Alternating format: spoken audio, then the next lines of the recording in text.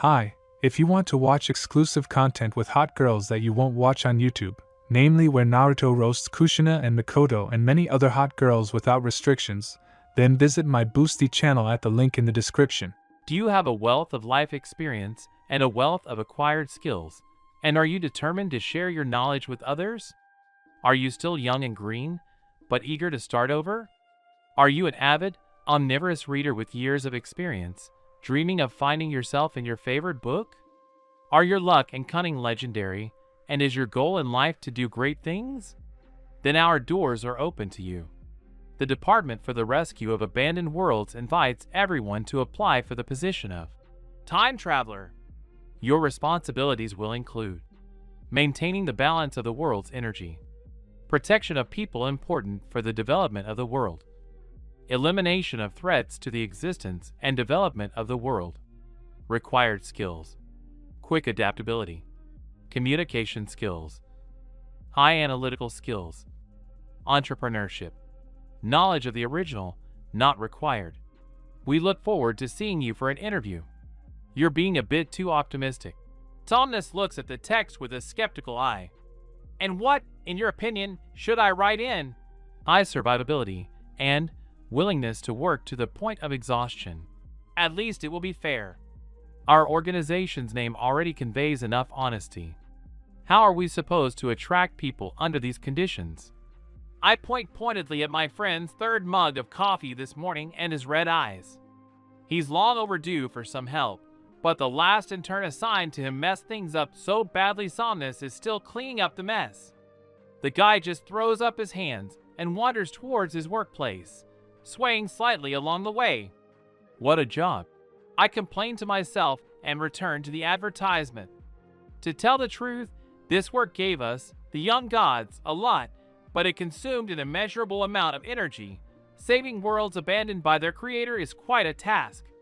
The highest level of mastery for those like us is creating our own world. Young gods often make ends meet by maintaining order in foreign territories or unite in small groups, pantheons, and create through collective efforts. Only by gaining experience and skill can we comprehend the secrets of the universe and create something uniquely our own. That's why it's rare to find a creator god indifferent to the apotheosis of his own abilities. But this doesn't mean a creator can't grow tired or bored of his creation. People solve this problem in different ways. Some develop the world and expand its boundaries. Some pass it on to others. Some take on the creation of a new one.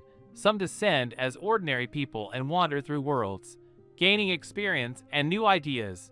Some exchange experiences by accepting time travelers, and some literally create their own problems and watch how their creations will cope. In short, the creators are having fun, each to their own devices, but sometimes their plans spiral out of control. One day, it occurred to them that it would be fascinating to reimagine an existing scenario, using the history of an alien world as a basis, and see what would happen, place other people in the same conditions, with the same initial conditions, and observe how their personalities develop, what decisions they make to resolve the conflict recreated by the gods. Of course, the more complex the plot, and the more dangerous the heroes' misadventures, the better. During the God remake craze, millions of different worlds were created in the likeness of existing ones, and almost all of them were doomed to extinction, if not total destruction. Why? Because you have to think. A pre-planned plot line spirals into chaos when the actors don't follow the script. The world's greatest savior croaked in infancy? Of course not. The hero's party wants nothing to do with him, because all the trials he's endured have ruined his character? Sure. The villain and the hero became friends, and now the hero has decided to help destroy the world? As many as you want. In short, the remake craze led to nothing good. But the gods finally realized that they must create with their soul, from the heart, and sincerely champion their creations, and only then will the world prosper. All they needed was a few dead-end worlds. Unwilling to deal with the consequences and rescue their creations, the gods simply abandoned them. This practice had existed before, but after the fever, the number of such abandoned worlds increased 1,000-fold. It was then, through the hands of caring individuals, that the Department for the Rescue of Abandoned Worlds was created. We, the young gods, are the main workers there. Here, overseeing other worlds, we can hone our skills, gain experience, and gain strength before taking on the world building ourselves. We are assisted in this by those famous time travelers who occupy half the active worlds, by the divinely granted right to regression, a very energy-consuming thing, so only one is allowed. If you don't have enough, you have to submit a special request, and there's no guarantee it will be approved by an analytical department composed of lesser gods, and by knowledge of the original source. We, the curators, select the time travelers ourselves. Here we should also say, thank you to the creators of the department who gave us the opportunity to select suitable candidates in other worlds, and, it must be said, it's even more difficult than going into a boss fight. You pick some idiot and then have to deal with him. You have to create a system for him, and shower him with blessings, and then feed him all the hints, neglecting your own sleep, vigilant in front of the monitor, and he still dies at the very beginning of the mess. I finally finished the ad and trudged to the break room for my caffeine fix. I'll never be able to love this drink, but for me, it's a necessity if I don't want to sleep through the collapse of another world. And the worst part is, the easier ones have long since been sorted out, leaving only the really tough options. Nix! Dance! Yells Alexio from HR, jumping out from around the corner. A sense of foreboding immediately sends a shiver down my spine. We're sending you an intern. So, here we have the development department, responsible for creating and maintaining systems. Here's the architecture department. Construction of test towers, dungeons, and labyrinths, that's all their responsibility. Generally speaking, if you have the skills, you can build everything yourself, but it's still best to go here for maintenance. Over there is the analysis department. These guys assess the world's complexity, advise on the appropriate role for the time traveler, and how many are recommended. If your protege suddenly messes things up, you run here and ask them to calculate possible deviations from the plan course. And in this office is the unification department. They can decide to merge similar worlds to optimize development costs, but it's a complex process, so it rarely happens and is almost always at the request of the curators. Otherwise, they mostly assemble twin worlds into a single system, multiverses. In short, they're cobbling together. Adamus, my assigned intern, nods diligently and takes notes just as diligently. His expression is so happy it makes me feel awkward. On the second floor is the HR department. You've already been there. The logistics department. They help with selecting candidates for the role of time traveler and handle all their transportation. And the special requests department, which is if you need, for example, contact with the creator of the world entrusted to you or additional regression. On the third floor is the balance department, as the name suggests, which monitors the balance of polar energies. The censorship department. Sometimes these time travelers talk too much. And, well, our world supervision department. Come on, I'll show you our workstation. Our home department greets us with loud shouts, groans, and cursing, colleagues chatting with their charges. A mug flies dangerously close to an intern's head. Empty. Thank you, Dan. I see how you're trying not to take it out on your colleagues. If only it had landed a little further to the left, but as it is, it shattered right next to my desk. Look, I nod towards my workstation, trying to discreetly push the shards of the cup under the next table. We have a main screen for communicating with our time-traveling employees, an auxiliary holographic screen for viewing all materials on the world, the history of the original source, the time traveler's dossier, data on his character, reports and requests from other departments, etc., and a screen for development. To save time, I decide to combine the demonstration with an introduction. Data on the world entrusted to me appears above the table, one after another. I'm currently working on just one world, but it won't be for long. The energy here takes the form of chakra, and its primary users are shinobi. This I point to the smiling face of the world's main character on my bulletin board. Is Naruto, a spirited spirit and a small sun, the chosen one and also the hope of this world. The original Naruto overcame all the difficulties laid before him with his head held high. He shed his loneliness, cast off the labels of weakling and monster. Yes, quite contradictory concepts, no doubt about it. He rehabilitated half his enemies and saved the world. Sounds pretty impressive, doesn't it? And this? I slide the first file aside and highlight the entries about the failed takes is the sad fate of Naruto from the world I oversee. In fact, his creator took her creation very seriously and tried to bring it to fruition 3 times, but she never succeeded. The first time, the boy died as a child. The second, he became a villain, even worse than his main enemy, and on his final attempt, he acquired a special eye, you'll understand later, opened a portal to another world and escaped. Adamus's pen falls from his hands, and he turns to me with holy horror. And the creator allowed such a powerful force to reach mortals? Here's your first lesson, in turn.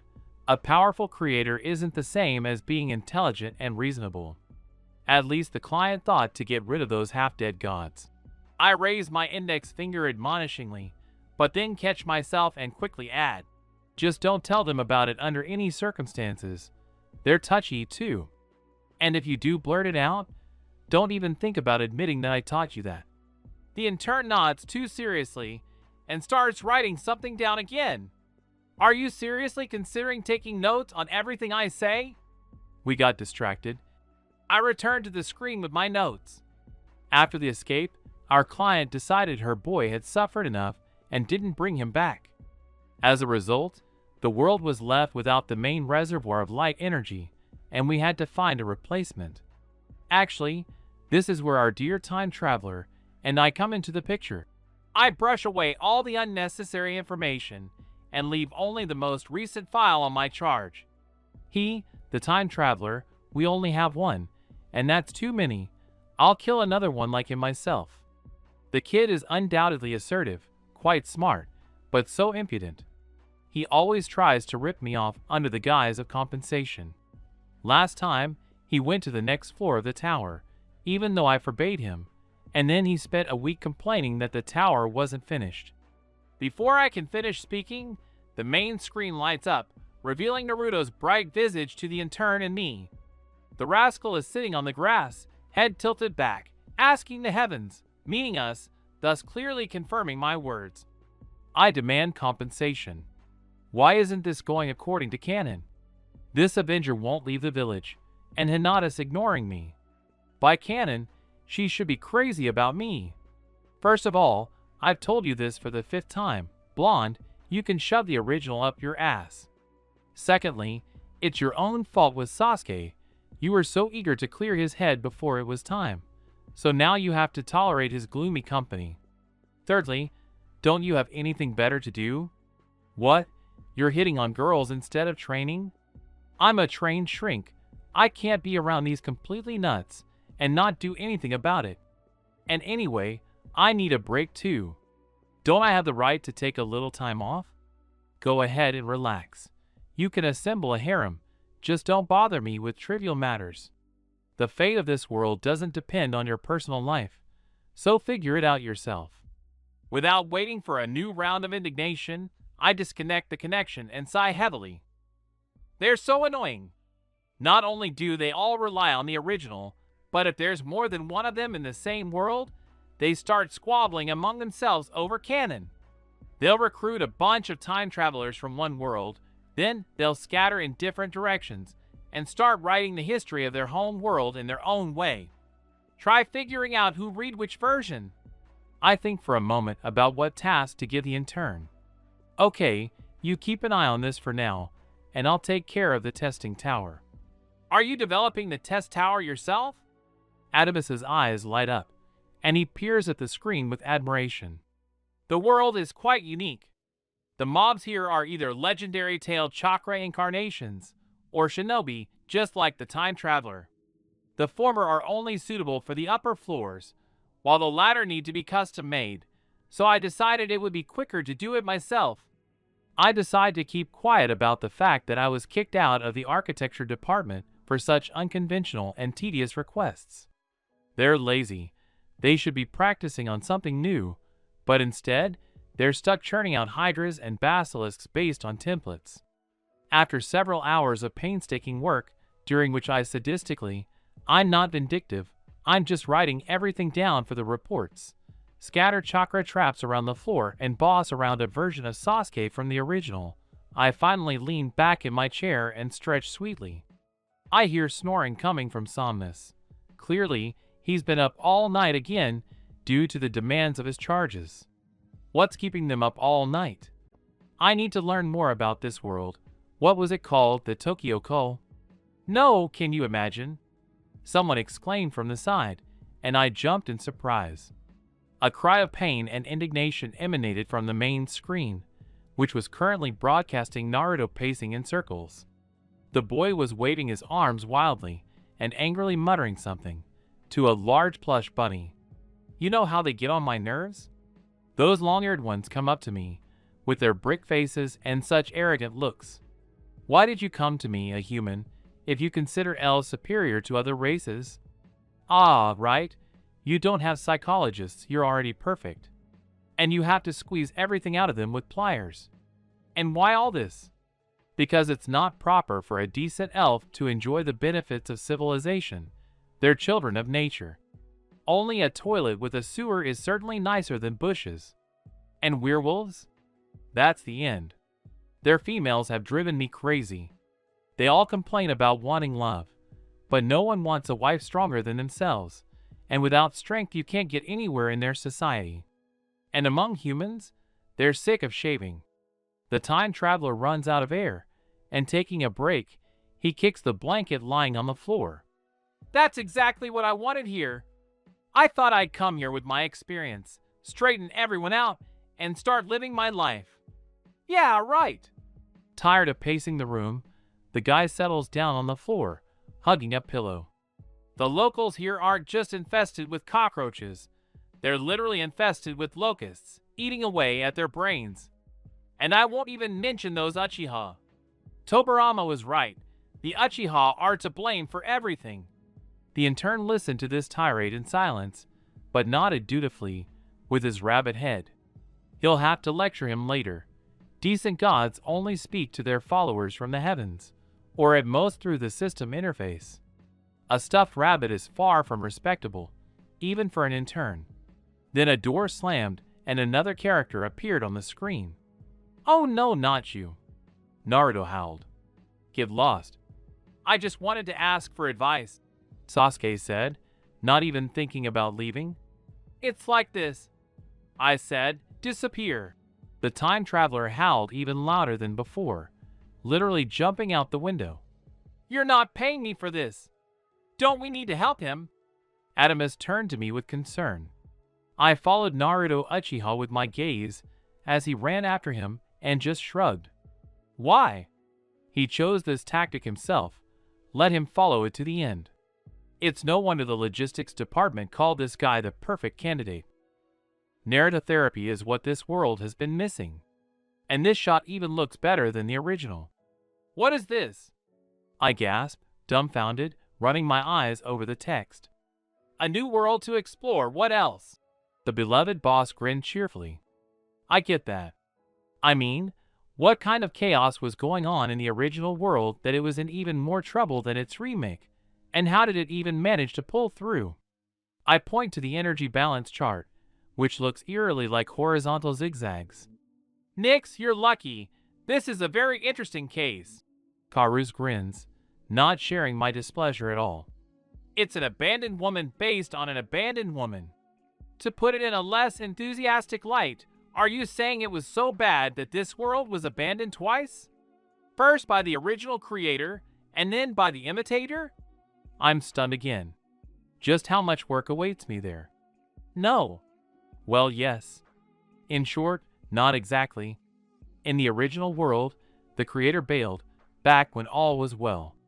He'd taken umbrage at his children.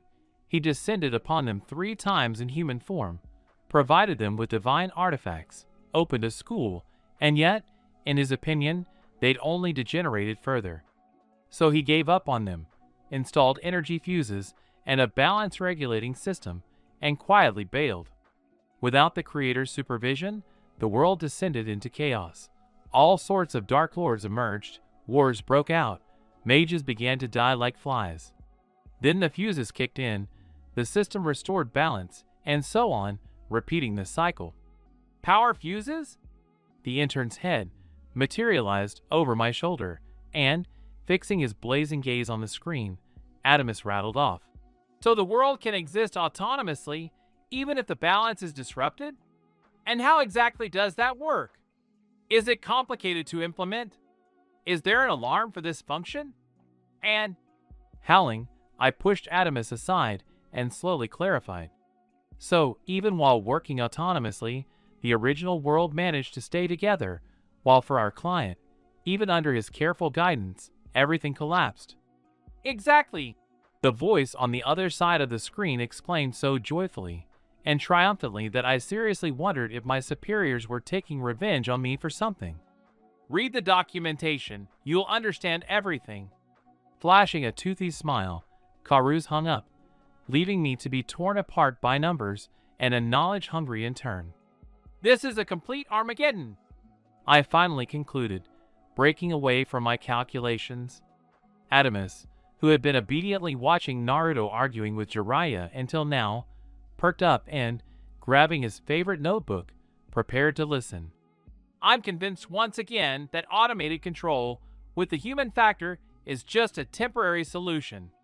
Look, I said, giving the intern my place in front of the sheet of numbers and formulas. This is what happened to the energy in the original world. As you should know, at the core of every world lies neutral energy. It forms the foundation and protective circuit. As soon as the energy balance shifts, changing polarity due to an imbalance of one of the constituent energies, the world's protective circuit is deformed, which negatively impacts all internal processes. The greater the deviation from balance, the worse the consequences, up to and including the destruction of the circuit, and with it, the world itself. This is why it is so important to maintain balance. The amount of negative energy should be equal to the amount of positive energy, with a deviation of no more than 5%. Energy can't exist freely. It requires a container, otherwise it dissipates. So, in this world, I'm already fully into it and feeling like a great teacher, and I'm starting to draw notes in the form of little people right as I go. Albus Dumbledore is born, a very impressive reservoir of light energy, shifting the balance by 25%. To balance it, we need an equal amount of dark energy, either in a single container or distributed among several people. But, I say, completely carried away, raising my index finger too dramatically. The first option isn't particularly preferable, as it would most likely lead to a direct clash of two forces. Guess which of these paths the automated system uses? The question is rhetorical. But Adamus immediately begins to answer with full responsibility.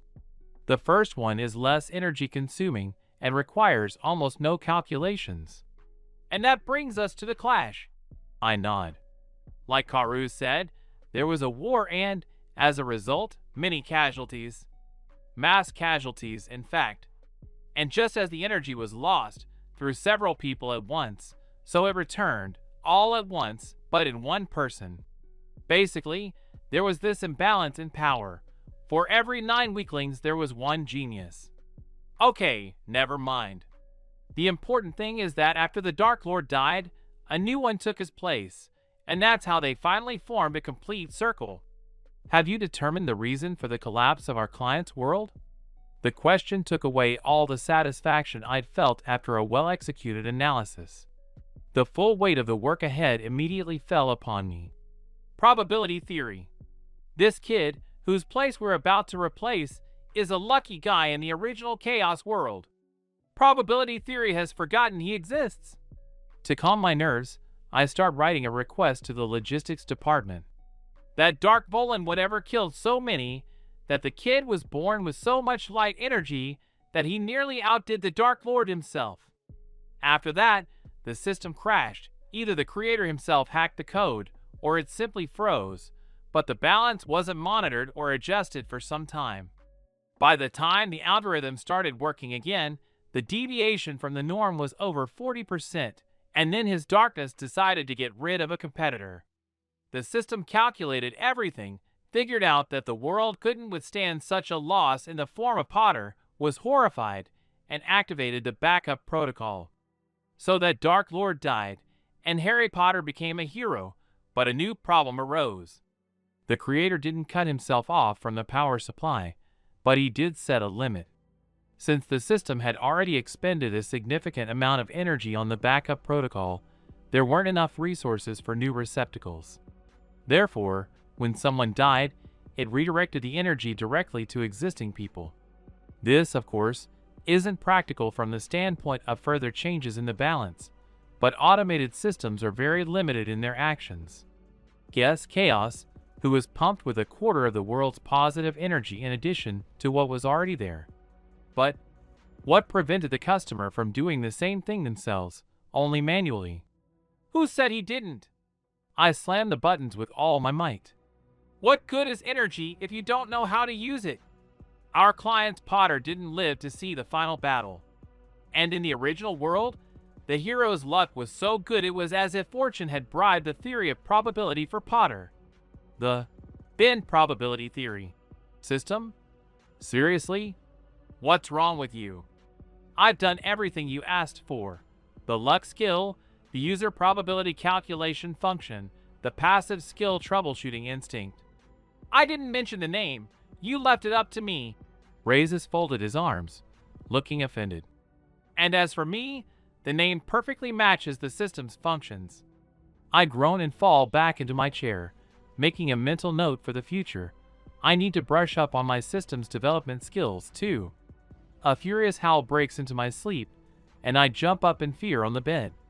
It takes me a few moments to realize I'm home and have just been mercilessly awakened. It takes me a few more seconds to recognize the hideous sound that makes my eardrums cry and beg for mercy as a censorship violation alert. I jump again, consciously this time, and roll to the floor. Luckily, my wrist communicator is lying nearby, still screaming loudly. Nearly crushing the innocent device, I quickly unlock it. The communicator interface is significantly smaller than the working observation panel, but even from the reduced image, I can clearly see Naruto's eyes flashing with displeasure, and the veto seal on his face, invisible to mortals, barely gleaming in the sun. What were you going to say? And what have you already managed to blurt out, Chaos? I hiss with displeasure. Why at night? Why do time travelers like to screw up so much at night? Did they seriously tape my mouth shut just now? Naruto squeals mentally, brazenly ignoring my question. I said, quickly report where you screwed up. The time traveler winces as if from a toothache, but begins to explain. I called Toby Abito out of habit, and nothing more. My head started screaming, and my mouth was literally covered with something. I barely managed to get away with it in front of the others. What kind of attitude is this? We time travelers are also full-fledged employees of the department. I demand calm. I'll give you a fine now, blonde. A loud and completely unaesthetic yawn escapes from me. Anyway, I'm going to bed. I'll remove the seal, but if you start babbling again, you'll have to answer to the committee. Wait, Naruto says, catching himself. How am I supposed to explain why I said that if I'm not allowed to give spoilers?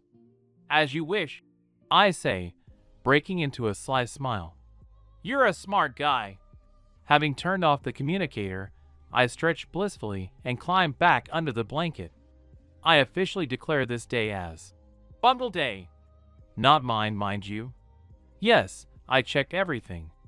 If you want to get a revision out of turn, there's no need to make up stories about bugs. I exhale slowly through my teeth and count to 5. Tell me, Raises, what did I tell you to do?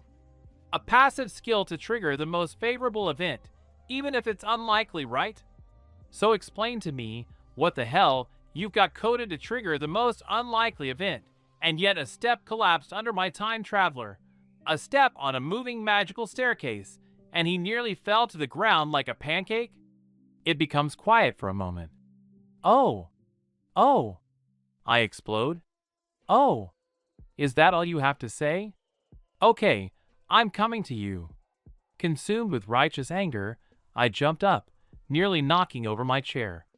Raises on the screen squealed and, breaking into a falsetto, began to speak rapidly. I'll see what I can do, but later. I have lunch. Before the connection could be lost, the developer flew out from behind his desk, revealing his colorful cockatoo shorts, and flew out of frame at the second cosmic moment. Adamus! Let's go figure this out! I shouted urgently to the intern, frantically searching the table for a suitable projectile. I could, of course, launch an ice arrow at him or freeze him, but with this attitude, I might overdo it. Me? The guy stared at me in amazement, pointing his finger at himself for emphasis. I'm chasing him after you, and you catch him and hold him so he doesn't escape. I finally made up my mind and, armed with a cactus, grabbed the intern by the arm and dragged him out of the office. He hasn't seen your face. He won't run away. Raises, of course, wasn't much of a runner. After all, he had been the patron god of science for so many centuries before joining the department. But he was a master at sliding downstairs. He did count every step with his butt, but that was a minor detail. I fell far behind the troublesome developer at the beginning of the flight when he tripped and tumbled down, and I began to rapidly catch up at the end, while Raises scraped himself off the floor and rushed on.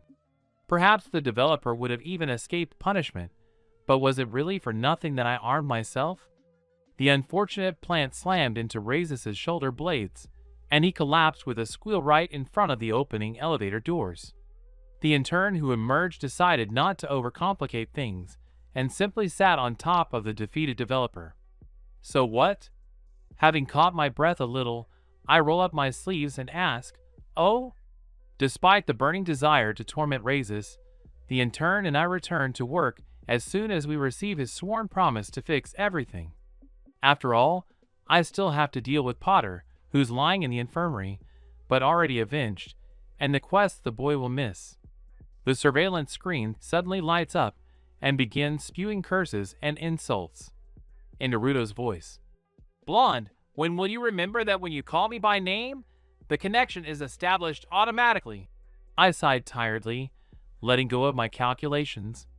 I understand that expressing my disapproval is very important. But I'm still working, and you're distracting me. Naruto chokes on his saliva and starts coughing furiously. Why didn't you answer when I called during the day, but now suddenly it's automatic? The time traveler complains silently, still clearing his throat. Because I was busy, I can't deal with you alone 24/7. Revenge for one of your protégés, who disgraced the entire wizarding school with an epic fall, is considered a sufficient reason to forget about the second protégé, right? I promise to leave an auto-reply next time. I even make a note to myself. So what did you want? Same old story. I'd like to know how much I can say without it being considered a spoiler. It's obvious, only what I learned while being Naruto. So, I can't explain my hypothesis about Obito in any way? The time traveler clutches his hair with a howl. No way. I just wave it off and am already returning to my calculations when a brilliant thought strikes me. I could help you, but you understand, there are so many things to do. But if you help with the work of one of the side dungeons, I will allocate some of my time for you and explain everything. Harry, meet Naruto, a ninja. He'll be helping you train your reaction speed and practice dodging. Potter stares wide-eyed at the blue-eyed, blonde-haired, tanned Asian. Well, yes, he certainly looks unusual for the world he comes from. He's the one who hasn't seen Dark Elves yet. Lady Goddess. Naruto finally explodes. Oh, and here I thought he'd finally realized that being cheeky doesn't work with me. Why can't you create a simulation for this purpose? I could very well. I nod to myself. But I won't. I just don't have the time. Unless, of course, you don't mind temporarily pausing in the tower and training according to the original's precepts, focusing on quantity over quality of training, then I can get to it right now. Naruto grits his teeth, but obediently takes the balls in his hands and, moving away, begins to fire them at Harry. Having finally finished with the new floor and having given my charges a good run for their money, I decide to go and rest a bit. Collapsing onto the couch in the lounge, I cover myself with a blanket, prop my head on a pillow, and turn on a TV show. Within a couple of minutes, I'm fast asleep. For a change, I wake up not to the blare of notifications, an alarm, or an urgent call, but on my own. Some heartbreaking melodrama is playing on the screen. For some reason, no one has turned it off. Adamus appears in the next chair. The intern stares intently at the screen with red, swollen eyes, sniffling intermittently. Noticing that I'm awake, he jumps up and starts wailing. "Nix, you have no idea what was going on back there." The guy starts pacing the room. "I made sure the Lux system update was completed on time, as you requested, and I came looking for you, and there was this. Something needs to be done urgently. I can't imagine how we're going to sort this out. We should probably contact the analytics department. And maybe the logistics department. I'm not sure how important that guy was to the story, but I think we need a replacement, or..."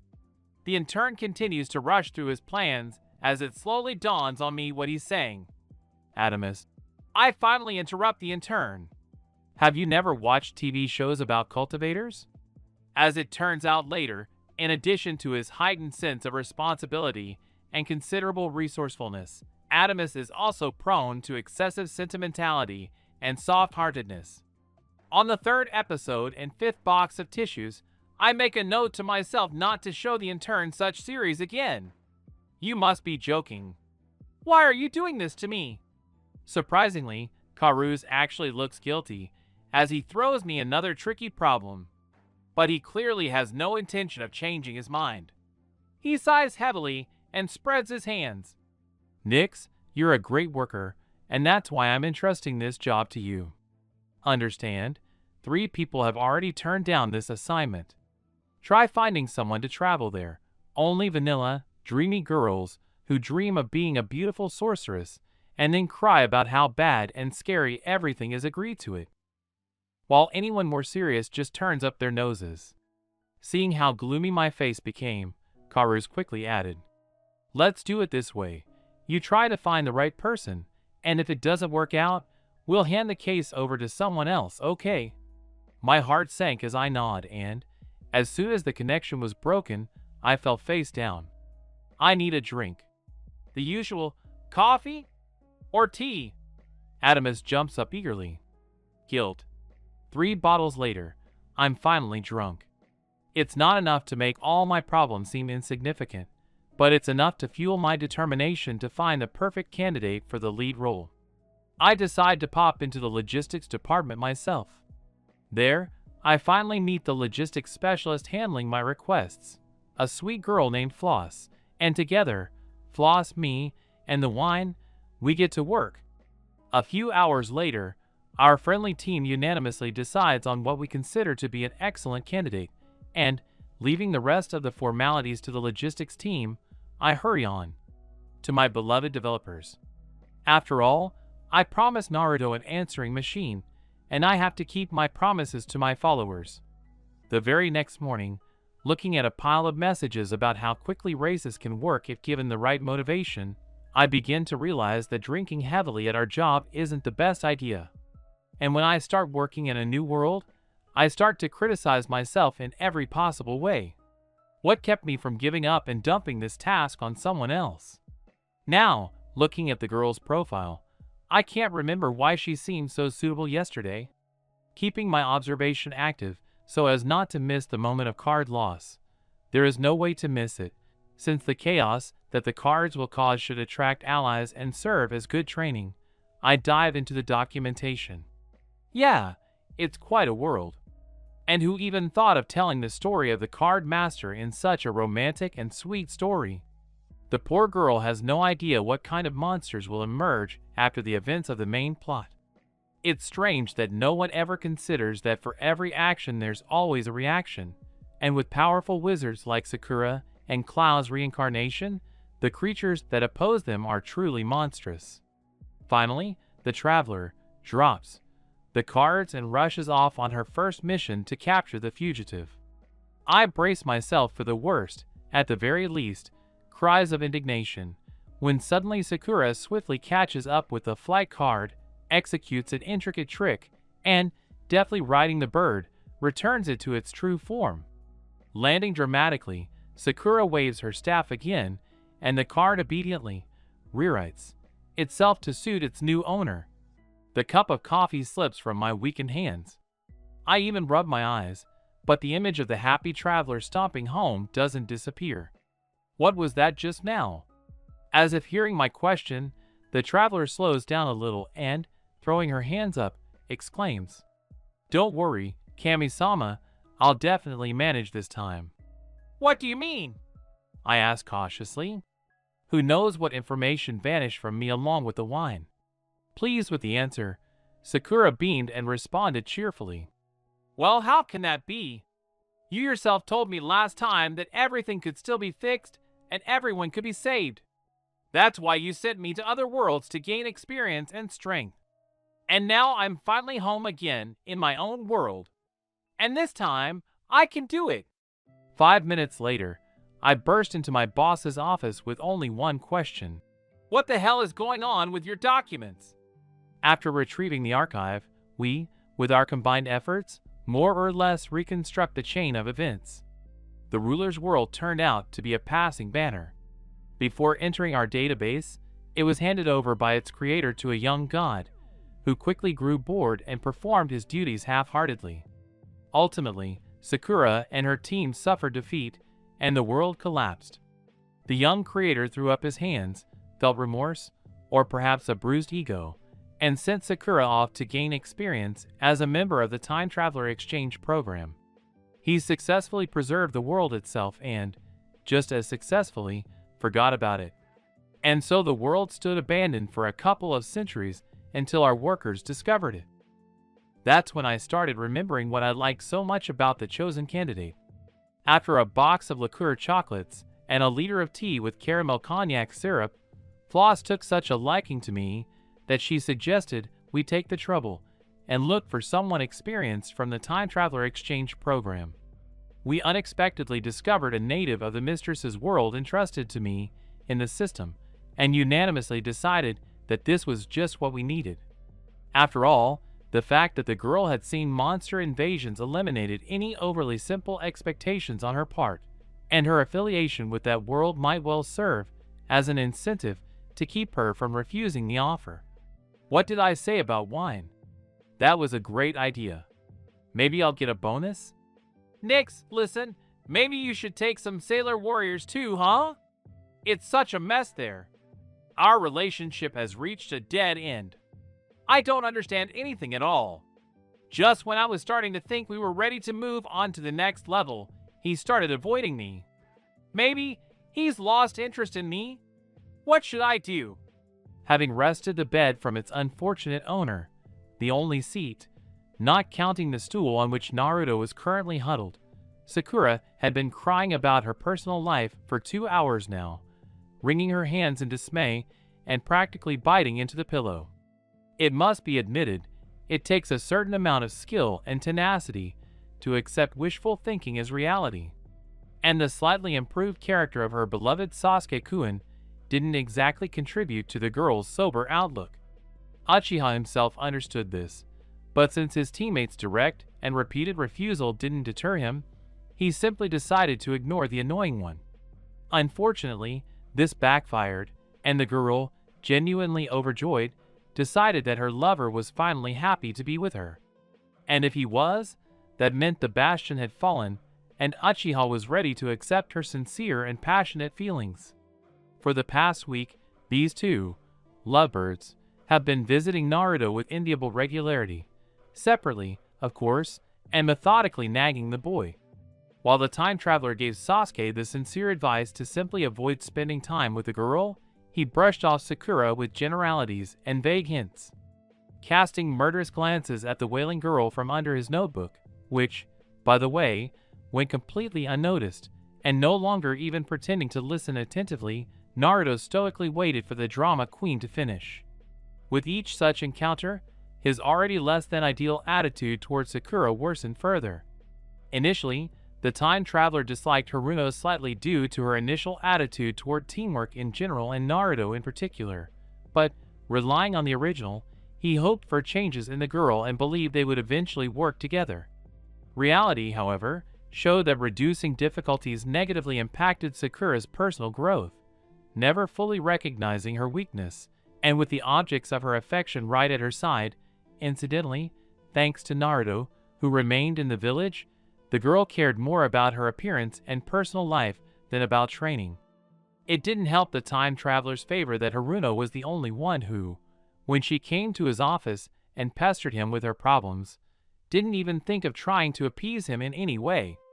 Why? They're a team. They should help each other. And you couldn't argue with that. He himself had conducted team-building training sessions. The fact that a team is supposed to be about mutual support and encouragement, and Naruto had at best received a thank you and a wish for good luck from Sakura, didn't bother her. Basically, yes, Naruto was determined to bring Sasuke and Ino together for educational purposes. How exactly he decided to do this was still unclear, but I wouldn't be surprised if he simply convinced the Uchiha that love will save the world. My boy, it stuck. That is, he convinced her that it was in the Yamanaka's arms that his emotional wounds would heal and his soul would find harmony. I've already brought him light snacks, a full-fledged bento, homemade food, and store-bought, but he still won't take it. Maybe the way to Sasuke's heart isn't through his stomach? Or is he on some kind of special diet? Exactly. Naruto exclaims, struck by an idea. Not through your stomach. Sasuke's obsessed with training. For him to be more interested in you, you have to be on the same wavelength, you understand? But training with Sasuke as your teacher won't work. Right now, he's only interested in improving his own skills. So to interest him, you have to improve your skills.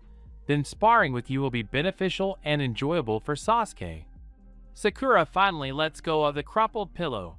The time traveler watches her with a sad look and jumps to her feet with a beaming face. Exactly. Thank you, Naruto. But you have to understand that in a relationship, it's important to be yourself. Naruto begins, but the end of his sentence is lost in the clatter of feet and the slam of the door. And not change yourself to suit someone else's interests. Well, I tried to warn her, but she didn't listen.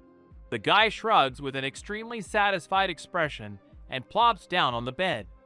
I mentally applaud. The main thing now is that Sakura doesn't consider her level acceptable too soon. Before switching to my other charge, I consider whether to give Naruto some work or just let him lie around. Ultimately, I just give up on him. He's already done his own thing. First, he flatly refused to go with Jiraiya and stayed in the village, thereby dooming himself to be drawn into his teammates' mating games. Then he decided to satisfy his curiosity and finally read at least one of his godfather's novels. Deeply disappointed, he decided he simply had to give this world real, high-quality erotica, not all this. The fact that his action-packed erotic detective novel became a bestseller brought Naruto both profit and trouble. On the one hand, the time traveler dumped everything he could on Kakashi, passing off new chapters as early access. On the other hand, Jiraiya was seriously determined to find a rival and have a chat about life, which didn't please the aspiring author at all. Naruto had already barely convinced his godfather to take him on as a student, and the last thing he needed was for Jiraiya to get offended, or even worse, start interrogating him about where he got such knowledge and where he got so much inspiration. Next up is Harry. Potter is sitting in his room, poring over a high school physics textbook. After several years without internet, television, or cell phone, the boy is seriously determined to combine magic and wizardry. Or at the very least, to perfect his magical counterparts. Harry, why are you sitting here? Who's going to solve a problem with a waking basilisk without its master to restrain it? But I already wrote to the Commission on Rare and Endangered Species. The time traveler replies resignedly, "But they didn't come?" They didn't come. Harry sighed. He seemed to be really regretting that he hadn't been able to steal Rettel's diary from Ginny right away, and not only after they tried to drown him in the toilet. So, I guess I'll have to go into the Chamber of Secrets after all? Look at it this way. What a cool pet you'll get if you tame a basilisk.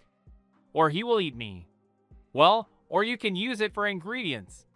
After giving a few more words of encouragement and valuable advice, strongly advising her to work on her positive attitude and eat well, I move on. The card-carrying queen wears a soft peach lace dress with puffy puff sleeves, adorned with tiny, voluminous roses, a lace overskirt, and a full petticoat with ruffles sewn to the hem. Paired with matching stockings, slightly darker ballet flats, and a rose-shaped hair clip holding her voluminous bun in place, Sakura could easily be mistaken for a cream puff. Pirazinka smiles tenderly at her friend into the camera, waves her hand, and, with her left hand, she powerfully hits the animal card running past her, causing it to fly several meters away and crash into the wall, leaving a noticeable dent. So, I've been wanting to see where Sakura gained her experience. It's about time I did. Potter looked like crap.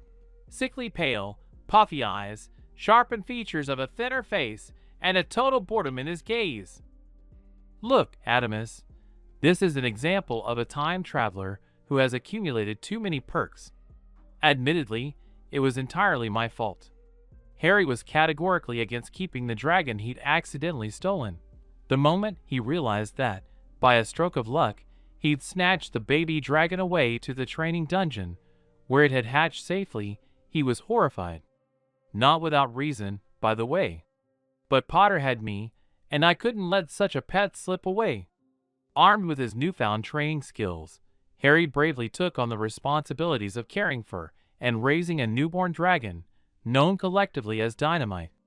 Having grown rapidly during his first year, Dynamite began to feel cramped within the modest training dungeon, and Harry's daily routine of feeding, washing, and training the dragon was supplemented by walking and flying. How could anyone have a pet dragon and not fly it? It's not that Potter was thrilled with the prospects that opened up, but he managed the workload. But his second year became a struggle. Juggling two schools, Harry was determined to gain knowledge in physics and robotics. The dragon, training with Naruto, and the basilisk that had joined the household were all draining him of energy. But unlike the blonde, the hero was very docile and patient, so he silently completed all the assigned tasks and slowly died. Maybe we shouldn't have done this? Adamus voiced the general thought, peering anxiously at the time traveler slowly crawling along the secret passage. Maybe we should slow down? Okay, I said, clapping my hands after a moment's thought and a mental plan of action. Go to the analytics department and check on our request. We need to estimate how Pettigrew's absence will impact the return time of the undead lich, and we'll adjust the plan accordingly. Why go? Because the lower gods, at least those who come to us, are unmotivated workers. Unless you kick them, they won't finish their tea. Images of my interactions with the analytics department flashed through my head, which made me shudder, and I was very happy that I could finally push this off onto someone else. The analysis department has gathered a very peculiar contingent. Almost without exception, they believe they are too good to be anyone's errand boy, and that he or she is the one worthy of receiving the gift of power from the council and being reborn as a high god. That's why they come here, to attract the attention of influential bigwigs, who will help them realize their exorbitant ambitions, having recognized their great talent. Consequently, it's only for them, the bigwigs, that the lowly ones strive. We, the curators, are the opposite. The lowly ones are practically of no interest to us, except perhaps as a backup plan. So they work extremely poorly. I would even say they don't work at all. So yes, you need to go and give them a good kicking. In principle, I wouldn't even mind if you do it not just figuratively. Ahem. I'll warn you right now, it's a real snake pit, but you're going there anyway. because I don't want to, and you have no choice." The intern took my warning seriously. He carefully reread all the notes on the world, rewrote the chronology of events, noting discrepancies and important points, and, grabbing the case-related printouts, including the request letter and his favorite notebook, he set out. I would have advised him to grab a mug of aromatic tea for his nerves and just for himself. The last thing I needed was to bring bribes to these slackers, but Adamus had already fled. I watched with interest as Harry, who, following his long conversation with Naruto, launched into a nearly half-hour speech about why Snape, with his approach to teaching, which included favoritism, psychological pressure, and regularly undermining his students' self-esteem, and his complex character, his tendency toward bias, and his litany of youthful mistakes, was categorically unfit to be a teacher, especially for potential followers of the Dark Lord, and Severus himself, who no longer knew whether to be angry at the boy for his insolence or admire his eloquence and erudition, heard a loud cough behind him. "Good afternoon, Nix." Hughes greeted me with a polite smile that made all my teeth clench. All my good mood vanished in an instant. Of all the lesser gods I've ever worked with, I probably hated Moose the most. This girl was a big fan of shifting the blame, spouting random, uninformative facts to maintain her reputation as smart and knowledgeable in her field, and ignoring emails for long periods of time, only responding directly to you, bombarding you with a barrage of short messages. It's not that she was the only one like that, but I can confidently say that Moose is simply unmatched in all of this. However, that's not why she deserved my deep and sincere dislike. Moose adored being the transfer link. Why? It made her feel superior to others and, inflated with ego, she bossed around other subordinates. Taking advantage of the supervisor's busy schedules and their reluctance to engage in arguments, Moose would delegate requests to another team, masterfully finding excuses like her own team's lack of knowledge in the required area, insufficient resources, or, conversely, the lack of the necessary tools among her colleagues. Did she delegate the request completely? Oh no, not at all. After completing part of the work, Moose would rewrite the request and forward it to her colleagues as her own, and, feeling like a boss, she would begin to taunt the unfortunate individual unfortunate enough to be the one left in charge. Providing the bare minimum of useful information, Moose expected in return a detailed description of possible events, complete with a ton of clarifications, useless explanations, and repetitions of the same thing, supposedly for the convenience of the users. And even after receiving a report that met all these requirements, the girl managed to continue making edits, picking at the wording, the order of presentation, the construction of sentences, etc., until the curator finally got tired of waiting. "Good morning." I nodded back, barely managing to offer a semblance of a smile. Did something happen? Anything could be expected from this lady, and her presence in my department really bothered me. "Yes, I came to deliver the report you requested." Hughes nodded immediately, causing my eyebrows to shoot up. Why did she come in person, not yet being responsible for this analysis? "I understand you need it urgently, so I decided to deliver it myself. Should I tell Adamus you need it?" The gears in my head slowly started turning, and the puzzle in my head suddenly came together. "No need. I'll tell him personally. I was just about to go for a walk. How did my intern get on these vipers' nerves that they sent one of their own to me so I could take him back? I have to see this. What's this for? What formula do you use to calculate the probability in this case? Can I see the code that automates the state graph construction? Can you tell me why we don't consider these two states in this case?" And here, Adamus jumped from one desktop to another, peering at the computer screen and bombarding the owner with questions. The lower-ranking officers, struggling to maintain friendly expressions, tried to answer. "In this case, the probability is 0, so," began a girl I didn't know with heavily lined eyes and red lips, but was mercilessly interrupted. "I see that it's 0, but why is that? The calculation is made according to the formula below. So why exactly this formula?" This formula is chosen because in this case, the maximum width of the magical flow is its height. What? Even I, accustomed to the inferior's dreadful manner of explaining things, stared at the girl in surprise at her last answer. Width, height. Since the magical flow is destructive, not constructive. Muse chimed in, deciding to show off her knowledge. Its trajectory will be from bottom to top, so the maximum of the height and width will be the height. We use this in our calculations where we need maximum width. The intern's eyes widened, and he looked at me, apparently seeking support. I returned his gaze with a similar expression and merely shrugged. Well, look at this example. Muse explained, carefully concealing her irritation, seeing that her genius hadn't been appreciated. This is a creative flow. It always moves parallel to the ground, so the maximum parameter of the flow is width. Next Wait, Adamus threw up his hands. Are you saying now that we need the maximum parameter of the flow figure? Well, yes. The stranger nodded immediately, but after receiving a menacing glare from Muse, she immediately became embarrassed. It would probably be clearer if we rename width in the formula to length, added Muse, carefully hinting in her arrogantly condescending tone that the problem was our stupidity, not the illogicality of our explanations. However, the tone only irritated me. The intern, having finally figured out the question that interested him, returned to his enthusiastically curious mood and began asking questions again.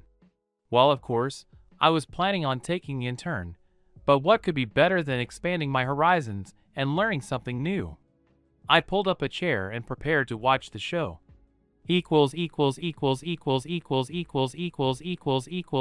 About the need for testing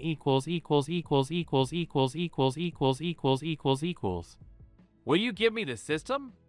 Naruto jumped. No, just skill. I cut him off, watching as the newcomer instantly turned sour. You'll test it in the field. Naruto is clearly not delighted by the grace that has descended upon him. Disappointment is mixed with wariness and tension. Don't worry. I roll my eyes.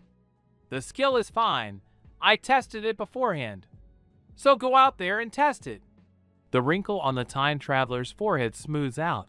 Apparently, the fact that the test of this incomprehensible thing will be carried out on other people, and not on him, calms him down, and Naruto obediently stands up.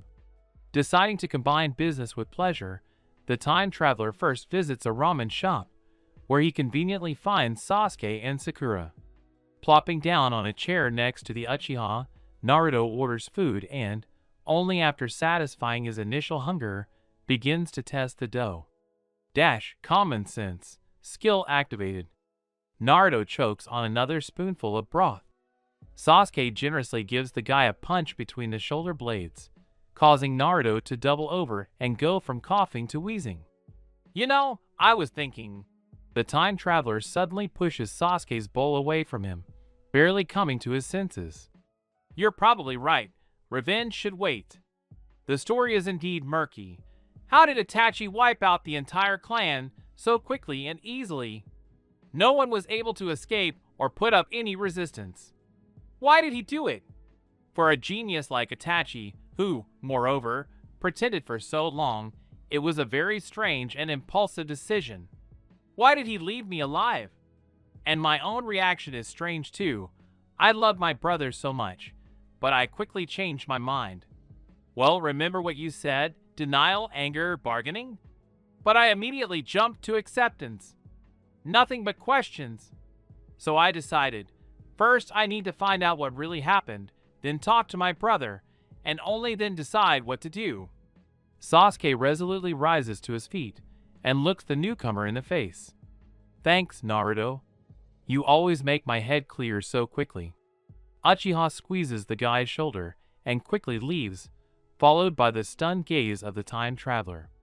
Is there anything you want to say, Sakura? Naruto, having regained his composure, turns to the girl. Sasuke-kun is having such a hard time.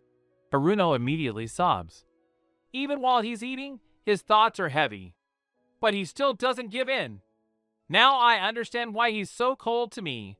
Sasuke-kun just doesn't want to burden me with his problems. But it's okay. I'm ready to support him in everything.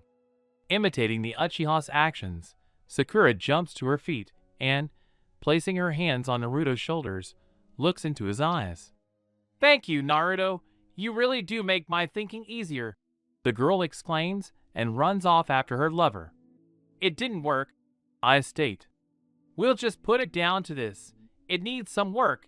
It's not powerful enough for such diehards. Where did Naruto run off to? Adamus perked up. Apparently to spread common sense into the shinobi world. The main thing is to keep it from reaching Akatsuki. No amount of common sense will help them. Do you think so? Of course. Since when did knowing they were doing something stupid ever stop people? I wouldn't be surprised if, after using this skill, Deidara started yelling. Blowing up everything isn't rational, but it's so beautiful. Perhaps you are right. Let's start a chat for time travelers. A voice suddenly comes from behind me. Having miraculously avoided drenching Raises, whose workstation I commandeered while he was off somewhere, with tea all over his keyboard, I slowly turn a reproachful gaze to Adia. This bundle of energy had only recently joined the development department, but she'd already made a name for herself, primarily due to her seemingly endless fountain of ideas. And what will they talk about? I ask sullenly. About all sorts, Adia exclaims cheerfully, not the least bit embarrassed by my lack of enthusiasm. Sharing experiences, asking for advice, just talking it out, or chatting with someone from my home world. I imagine Naruto pestering some poor guy, finally stopping whining about how fed up he is with everything, to my in turn, distracting the overly empathetic guy from his work. The idea is starting to sound tempting. Go ahead. Letting out a cry of victory, Adia rushed to his table, almost knocking over Raises, who had finally appeared on the way. I don't know what you agreed to, but I'm sure it was in vain. Perhaps, but that's not what worries me right now. The face of the shameless developer instantly turns pale. Yeah, I nod. I know where I screwed up. I'll ask. The boy immediately snaps indignantly. I may not have had time to adjust the list of conditionally intelligent magical creatures to your world, but you were the one rushing me. Besides, I used the closest approximation, and the only ones that don't fit are vampires, and your charge certainly won't be meeting them anytime soon. What does classification have to do with it? I irritably wave away the excuses. What range did you set for trouble since? Crouch is prowling around Hogsmeade, which falls within its range, making plans, and Potter can't sleep because of him. Every time Barty has a bloodthirsty thought in his direction, he jumps up. The range needs to be reduced. The developer nods quickly, and is already opening the code to fix everything right in front of me when it dawns on me. Wait, what do you mean you didn't adjust it? Did you add vampires to the list of creatures that develop a heightened attraction to Harry under the influence of the training skill? Damn it, I'm wondering why they're looking at Potter like that. And did you at least remove the Dementors? Oh, that evening, after Harry, having been rescued from the Dementors, who had gone mad and had attacked the hero en masse, falls asleep on his personal bed in the infirmary, I angrily type away at the keys, writing a request for a tester.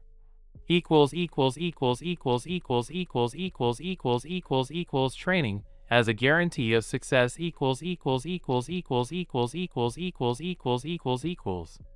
Get it. Get it. I said. Get it. Harry, that's not a dog, the salamander said reproachfully, with whose eyes Adamus was watching the hero.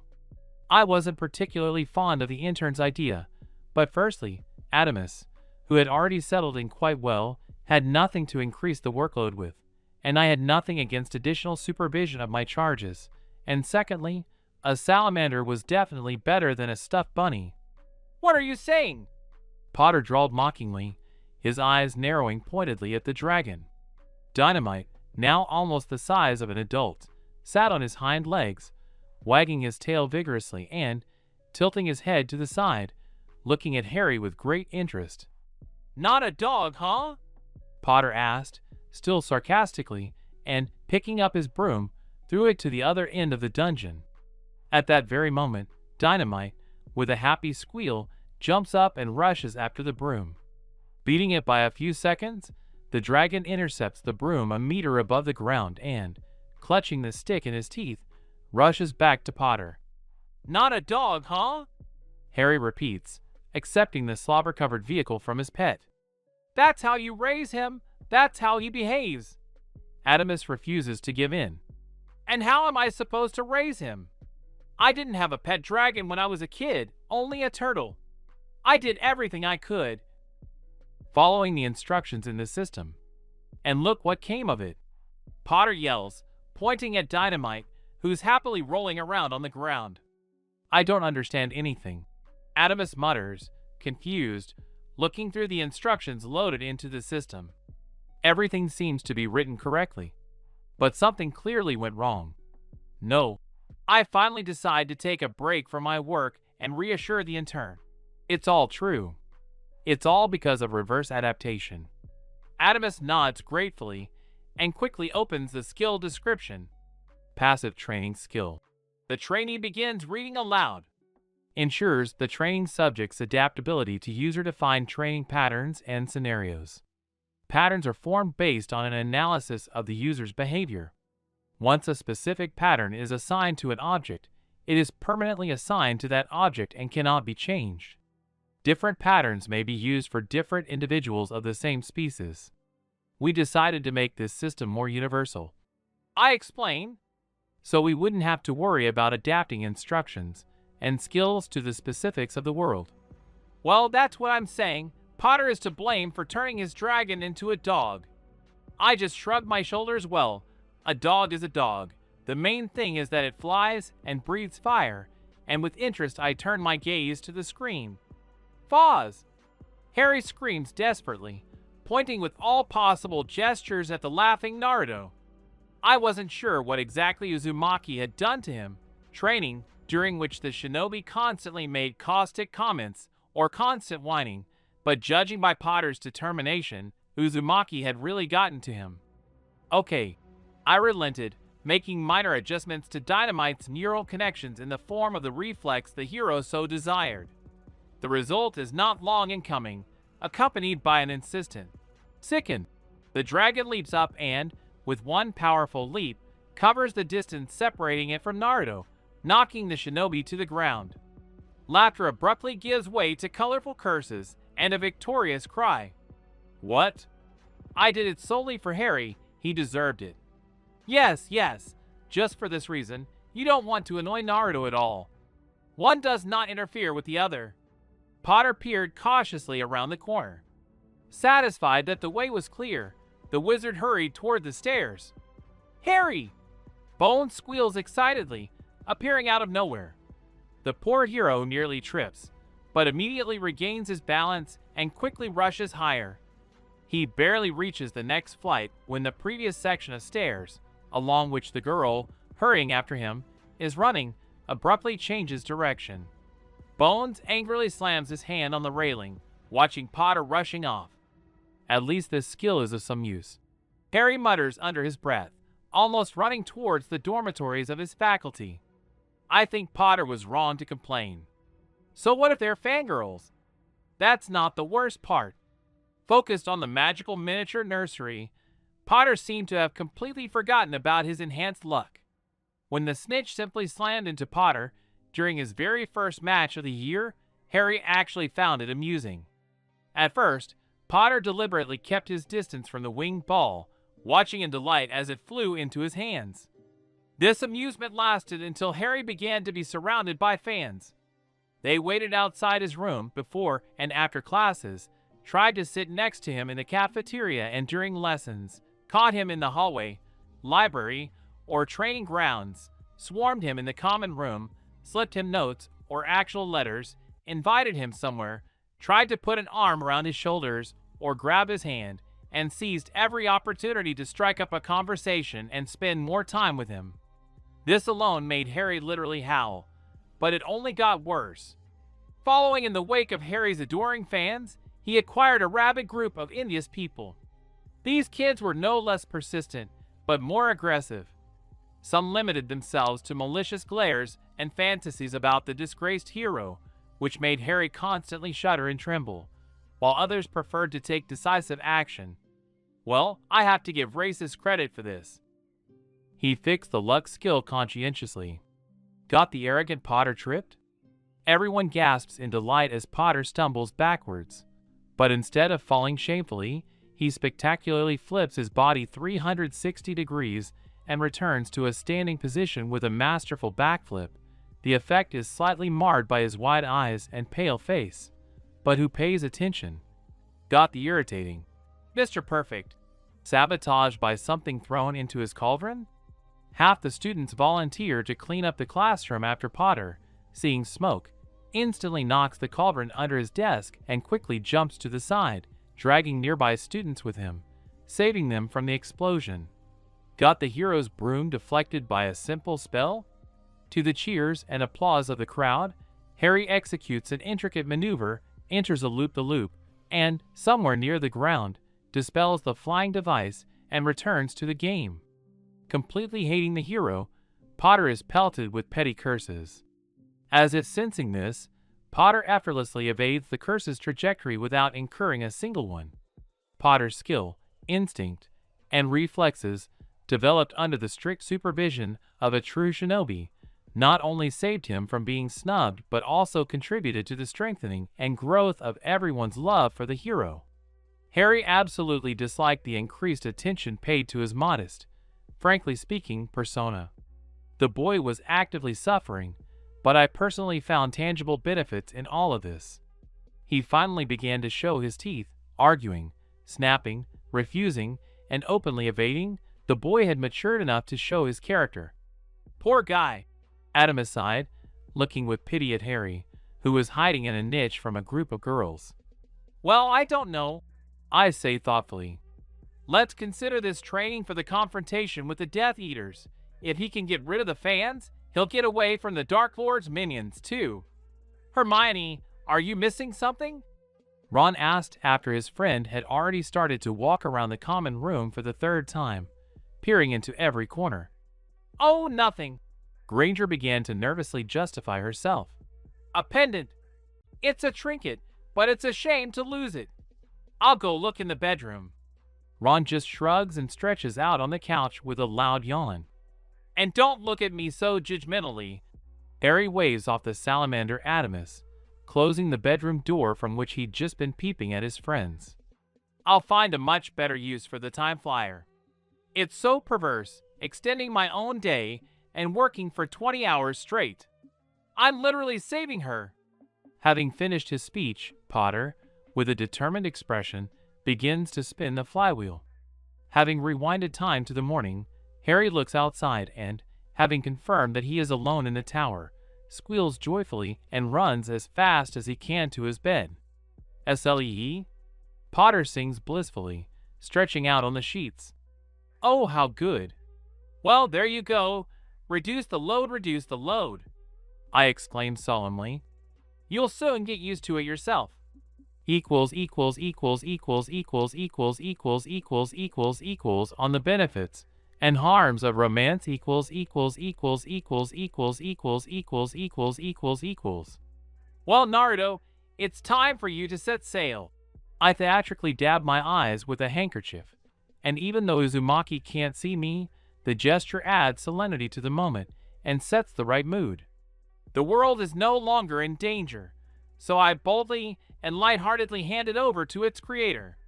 You and I will most likely never see each other again. Yes, I know. It's sad. You can cry. But don't worry. All your skills will remain. It must be said, the blonde really did her best. After reconciling Sasuke with his brother, Naruto took on the rest of the Akatsuki in earnest.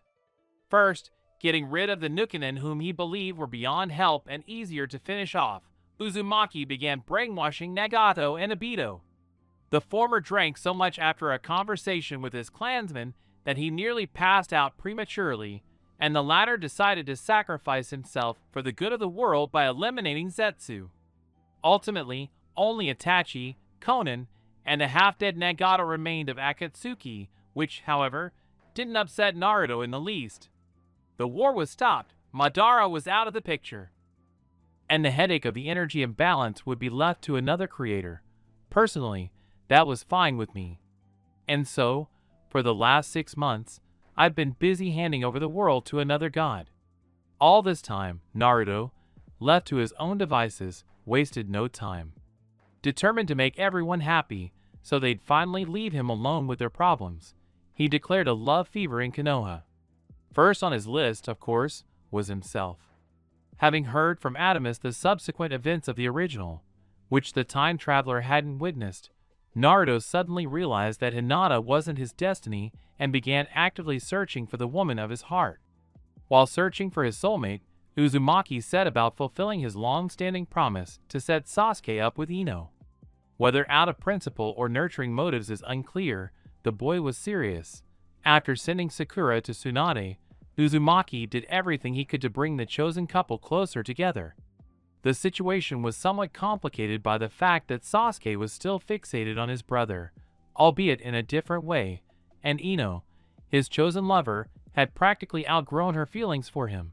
But Naruto didn't give up. The time traveler hadn't yet figured out what to do with Haruno herself.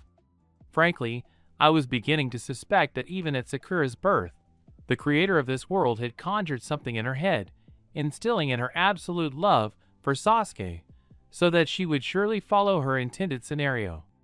I don't know how else to explain the girl's behavior. It seems even the original Sakura wasn't so blind in her love.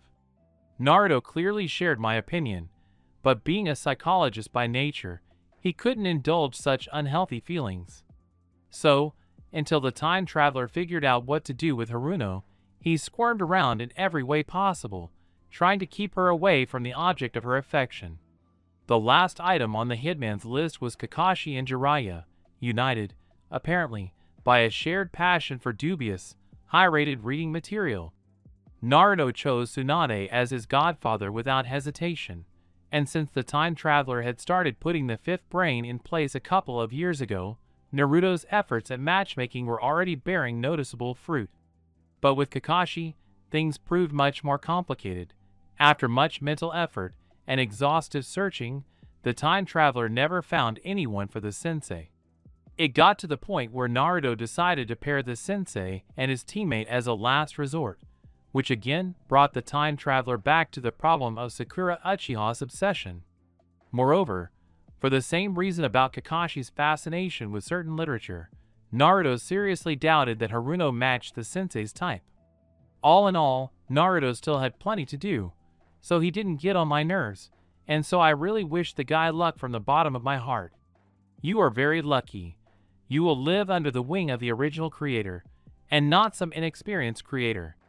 Adamus chuckles from the side, obviously remembering how unflatteringly I spoke about this very creator, to which I only waved it off. Any final questions? Naruto shrugs. He's eager to get rid of me, but he's still patiently waiting for me to say everything I want to say. What if it's something important? Well, that's wonderful. Then good luck to you. I conclude and turn off the screen. Maybe we'll see each other again. See you? The intern snaps. Yeah, there are plenty of options. I chuckle. All through the same experience exchange program, for example. Or if the original creator screws everything up again. Thinking about Boruto sends a shiver down our spines, and the intern and I both wince. Okay. Potter pats his pockets. I got the map, I got the wand, the cloak, ugh, I didn't forget the robe. The potions and broom are in place, the flywheel. By his 4th year, Harry had abruptly transitioned from a chosen wizarding hero to a secret agent. He prepared for every step of the way, as if he were about to face a life-or-death battle, always carrying his entire magical arsenal with him, allowing him not only to anticipate the approach of a fanatical enemy, but also to masterfully escape any ambush undetected. After carefully studying the map, Harry adjusted his grip on the backpack with the expansion charms, and, wrapping himself in the invisibility cloak, ran out of the room. It seems he has lost weight again. I looked up at the screen and took a closer look at the wizard. After the appearance of the time turner, Potter gradually began to return to normal, and when the lawyer Potter hired acquitted Black and the hero left for his godfather's summer, our charge even improved. He grew taller, his shoulders broadened, he gained weight, his complexion became fresher, and he generally became much more cheerful and content with life. It's no surprise that as soon as the boy returned to school, his fan base swelled with older girls. By the time Crouch finally infiltrated Hogwarts and arranged for the hero to participate in the Triwizard Tournament, Potter's fan base had grown so large that ignoring the younger participant was out of the question. By the time Potter's lawyer arrived at the school and proved that his client couldn't have voluntarily added himself to the list of participants, and that the situation should be considered an attempt on the life of a hero of magical Britain, the confrontation between Potter's admirers and haters had reached impressive proportions. Unsurprisingly, the former were winning. If only because the argument, "No one tried to cheat the cup, but Harry alone managed and defeated them all," was cast in stone, and there was no countermeasure. Gary was ultimately unable to avoid participating in the tournament, which naturally impacted his workload, but his soul was warmed by the fact that he had won a lawsuit against the tournament organizers for oversight and the monetary compensation he received. Before I have time to check Potter's physical characteristics, a small group of fifth-year students emerges a few meters away from him, and Harry almost crashes into them. "Look here!" one of the guys exclaims, but amidst general hissing he immediately switches to a whisper. "There should be something around here somewhere." "Where's here?" the second one hisses. "There's no one here but us. I'm telling you, your card isn't working." "Yes," the others immediately pick up. Harry carefully creeps up and peers over the boy's back, holding the paper. He squints for a few moments, trying to make out something in the dim hallway, and then backs away abruptly, his eyes wide in horror. "Give it to me." One of the girls snatches the map from her offended accomplice in the ambush. "We're on the map. Everything's clear." "But Harry's not here." Another girl, considerably more dressed up than the first, retorts ruefully. "What I mean is that the map may not be perfect, but if it is improved, it will work." "Herod's," Potter exhales, still backing away. "They've encroached on what's holy." "Come on, that was predictable," Adamus says, as his salamander emerges from one of the wizard's many pockets. "A lot of people knew about the map's existence by that point, and it's not exactly a unique or inimitable artifact." "And where are you going?" the intern asks, noticing Harry's wrong turn. "To the library. Training can wait." "Looks like it's time to master teleportation, apparition." "But you can't teleport here." Adamus objects, but, receiving no response from his charge, he turns to me. I think for a minute, figuring out how much this will cost me, and nod. "We'll figure out the protective spells. Let him teach us." After all, every self-respecting chosen one must despise all possible limitations. Otherwise, how special is he? Having finally finished with all the paperwork of handing over the piece, I stretch with pleasure. I nod gratefully to Adamus, who moves the fragrant tea and box of chocolates closer to me, and settle more comfortably into the chair. Now the screen broadcasts the world of the card collector. Sakura is having lunch, which she spends in the company of her best friend and the visiting maid Shaoran. Perhaps one of my favorite pastimes right now was watching this pair of sorcerers.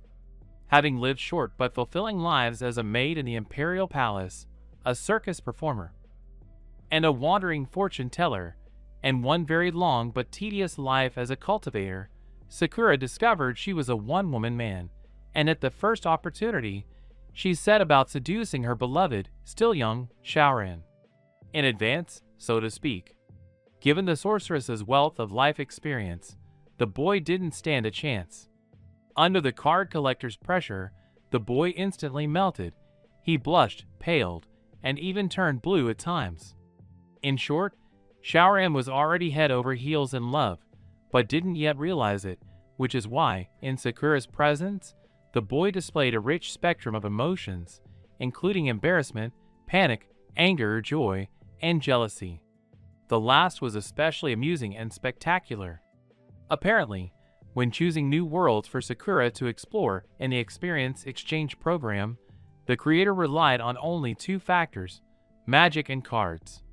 Returning to her home world, Sakura carried 6 decks of cards with her everywhere.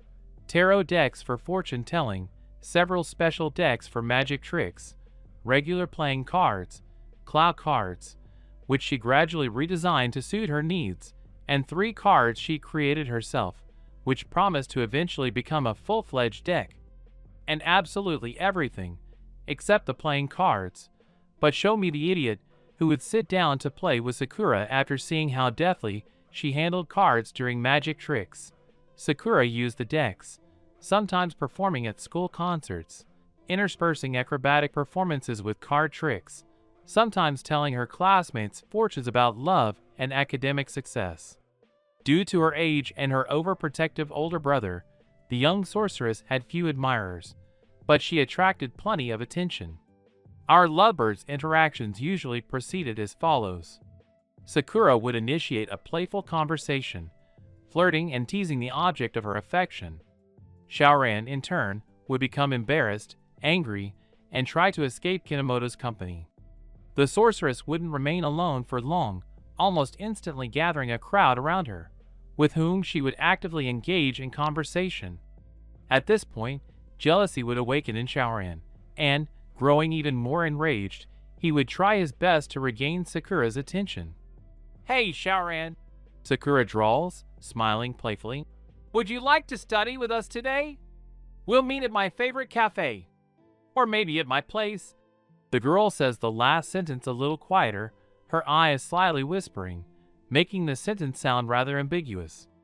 "How many times have I asked you not to call me that?" The guy immediately bristles, displeased with the overly familiar treatment. Yes, sorry." Sakura nods obediently and stretches her lips into a truly angelic, charming smile. "So are you coming?" It seems the sorceress doesn't even have to try. Shaoran's face quickly flushes at the mere sight of the girl's charming face. Nevertheless, Shaoran leaps to his feet with a cry. "I'm not going anywhere!" The boy yells at the top of his lungs and hurries back to class. The girl pouts her lips in disappointment. "Maybe I should offer him a sword fight?" Sakura muses out loud, mechanically pulling out a tarot deck and beginning to lay out the cards. I remember how deftly Sakura dispatched enemies in the testing tower, even without using magic, and I choke on a candy. Poor guy, he's bound to have an inferiority complex.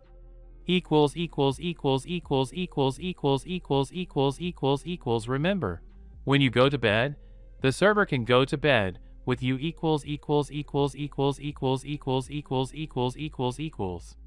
Having decided that my first free evening should be spent in pleasant company, I grab a bottle of wine and a glass and open the bathroom door.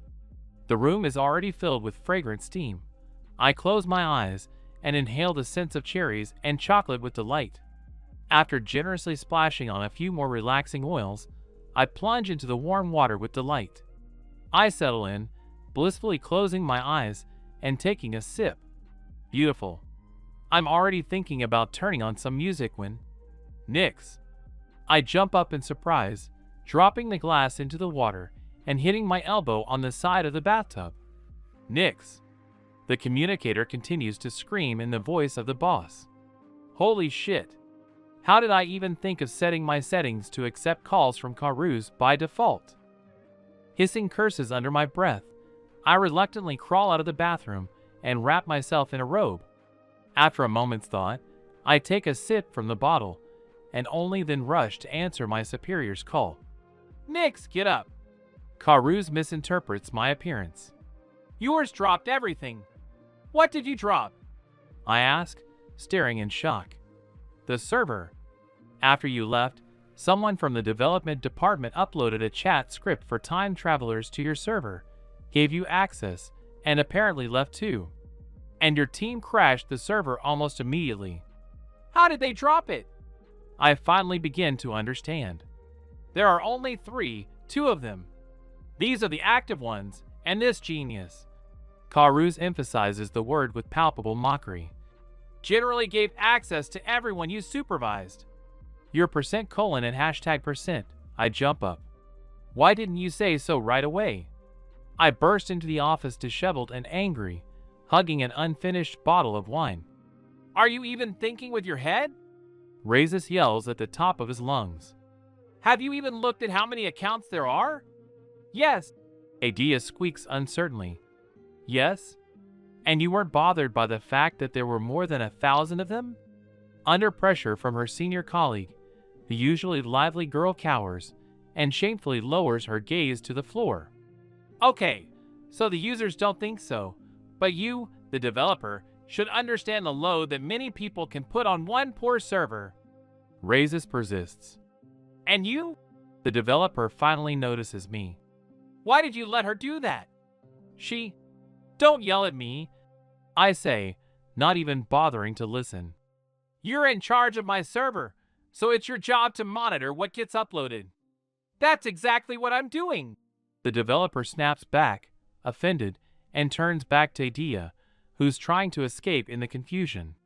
Stop! I don't listen any further, and, waving my hand at the developers, I hurry to Adamus, who is just like me, torn out of his house and sweating. What is the scale of the problems? Almost none. The intern reassures me, looking up from his monitor. Harry couldn't get to his pets, but it's not a big deal. They've promised to have the server up and running by morning. I nod with relief and, turning to the side, bark. Are you still here? Get to work. Having waited until the couple finally went off to their place to quarrel, I took a solid sip and plopped down in a chair. Well, show me what they did there. Adamus moves slightly away from the screen, giving me a better view of my charge's correspondence window. Centennial Cherry Sharper. How to get a man to stop denying his feelings and move on to a serious relationship. Common _ since _ on _ the _ head. Oh, another one. And also Sakura, I'm really lucky with you. Common _ since _ on _ the _ head. Come to your senses, woman. What man? He's 12. Let the boy grow up. Centennial Cherry Chuckler. Do you think so? Centenary Cherry Schuler. In his past life, he was more decisive at this age. The great _ n _ terrible END. Cannon went out for a walk and never came back, ahaha. Common _ since _ on _ the _ head. Exactly. Common _ since _ on _ the _ head. Stop. With common _ since _ on _ the _ head. Who are you anyway? Just call me, God, dragon in a coat. Just call me, God, great _ n _ terrible END, drag Neil. What kind of nickname is that? Did you lack imagination or something? Great _ n _ terrible END, go away. It's a normal nickname. The great _ n _ terrible END, you know.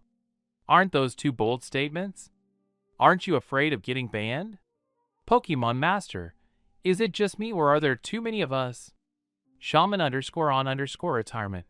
No, not everyone has arrived yet. Yasvidalmew, Pokemon Master, ah. So that's who took my nickname.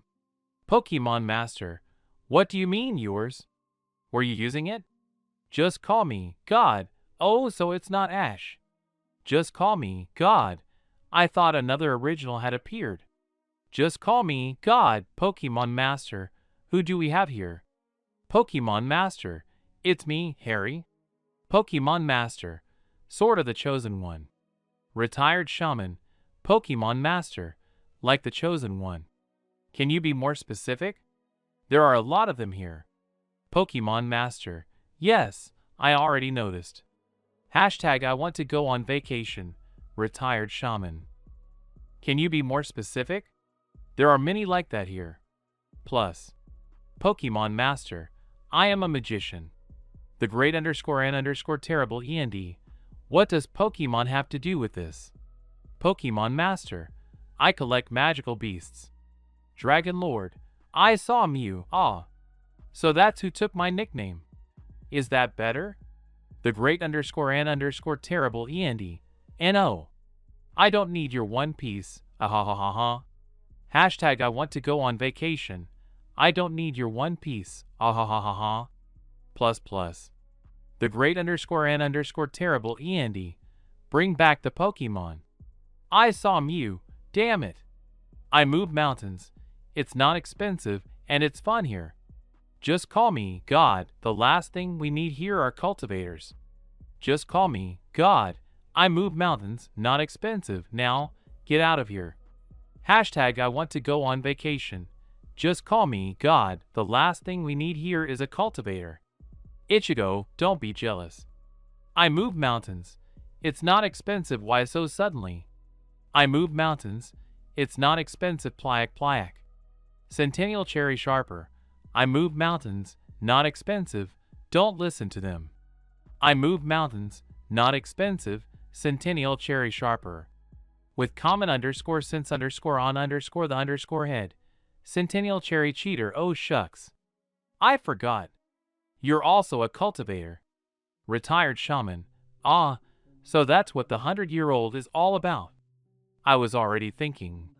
I don't need your One Piece. It's a cool update. I like it. I don't like vampires. Retired shaman. Ah, so that's why she's 100 years old.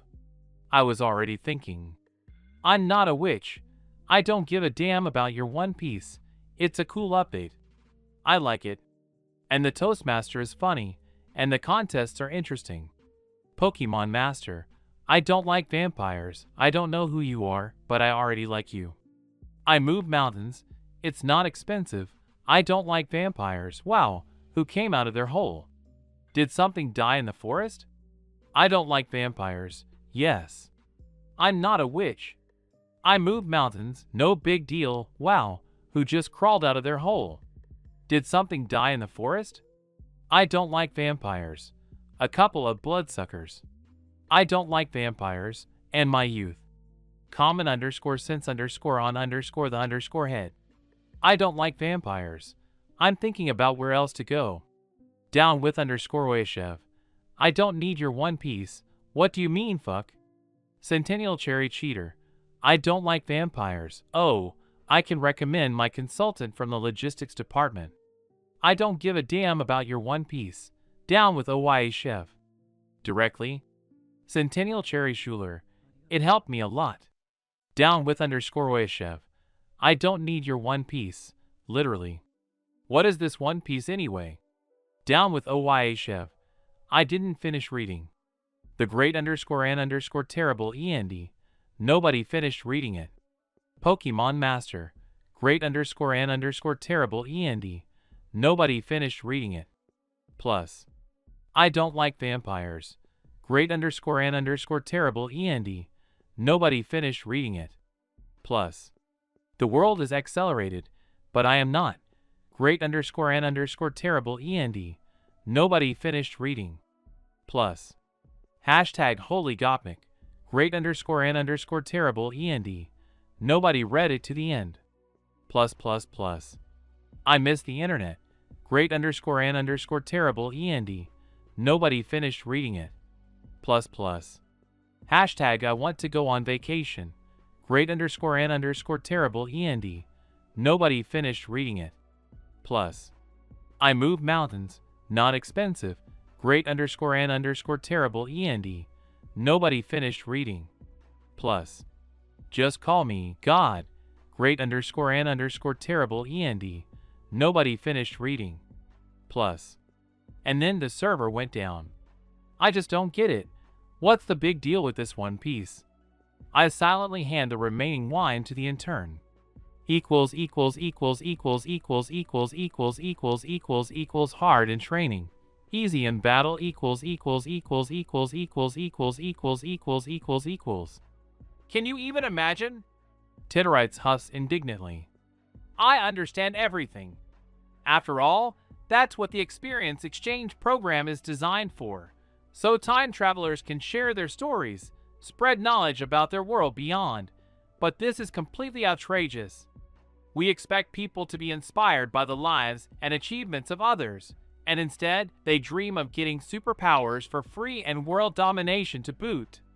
Then let the god of freebies provide them with that, not our logistics department. Hey, what does this have to do with me? Freebies jumps up. I haven't done this for a long time.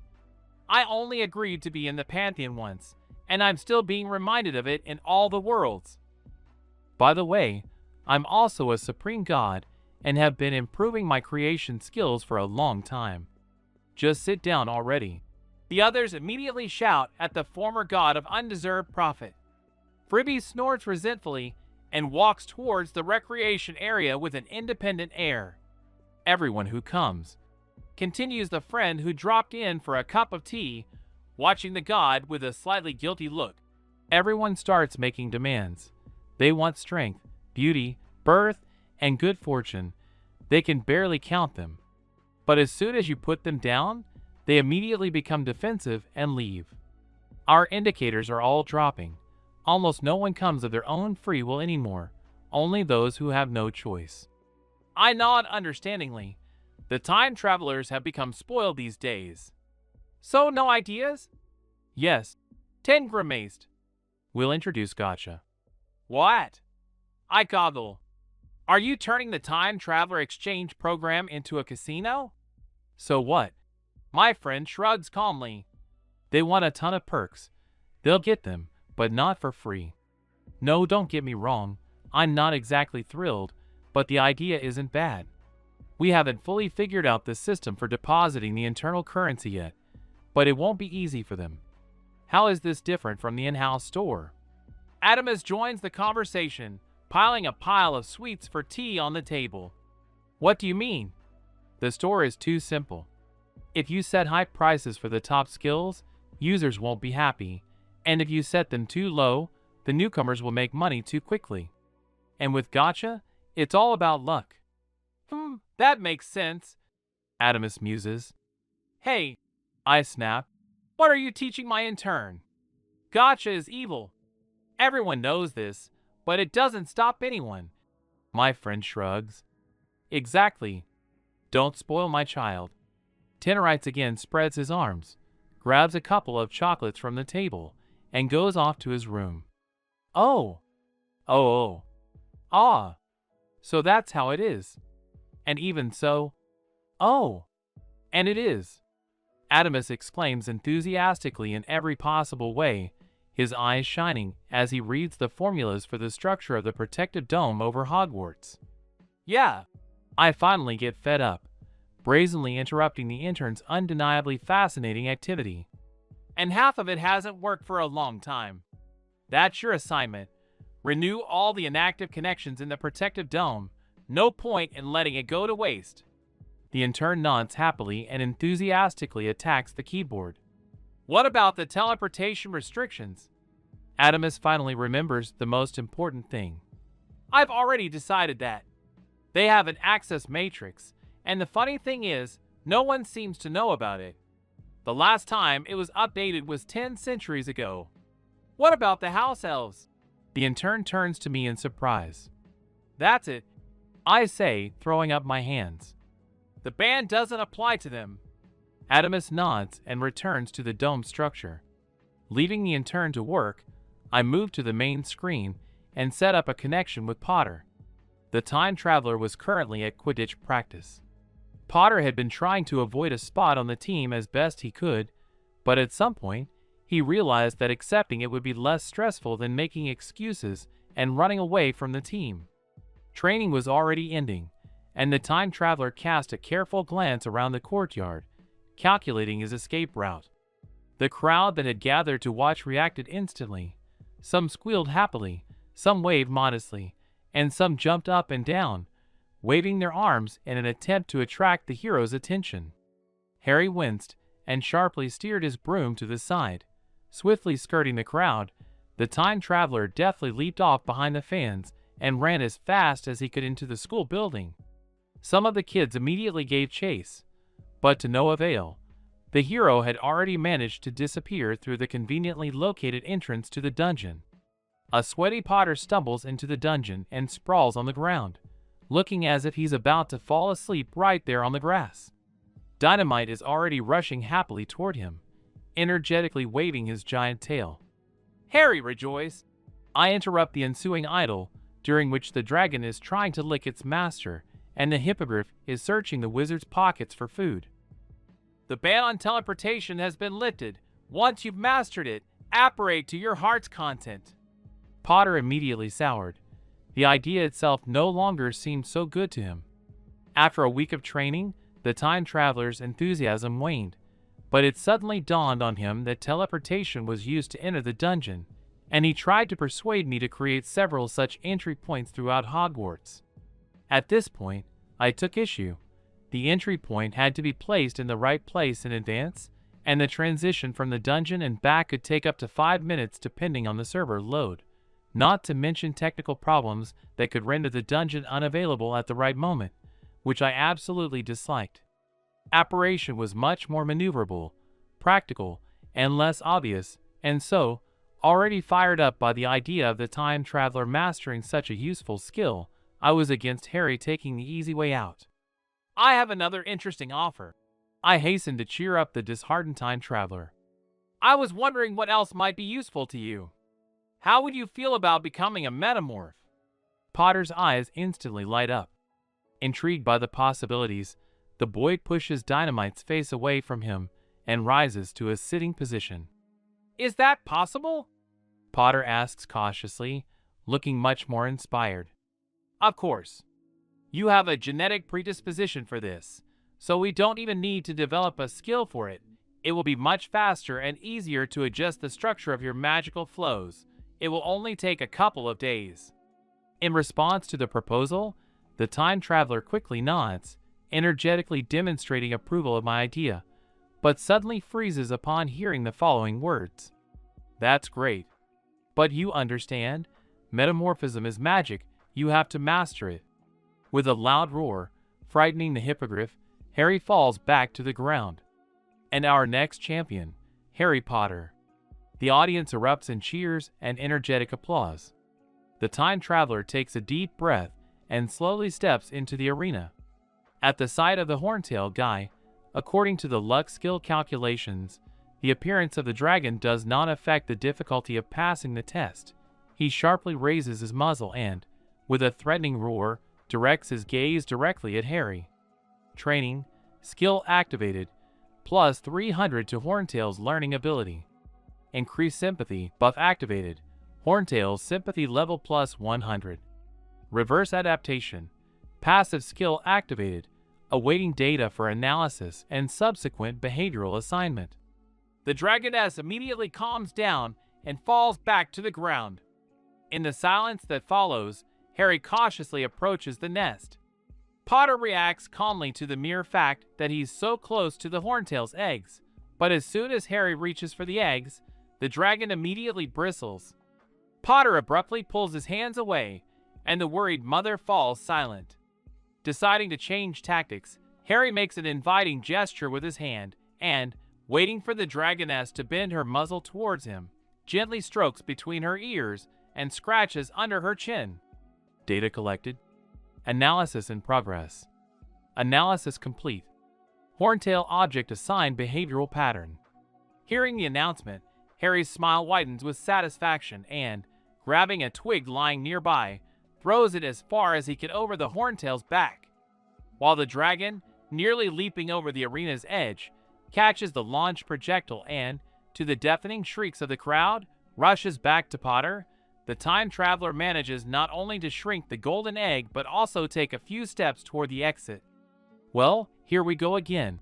Adamus laments. He's got a dog again. Harry needs to make 3 more throws to get out of the arena, after which the workers have to work together to calm and lead away the horntail, which is rushing after Potter.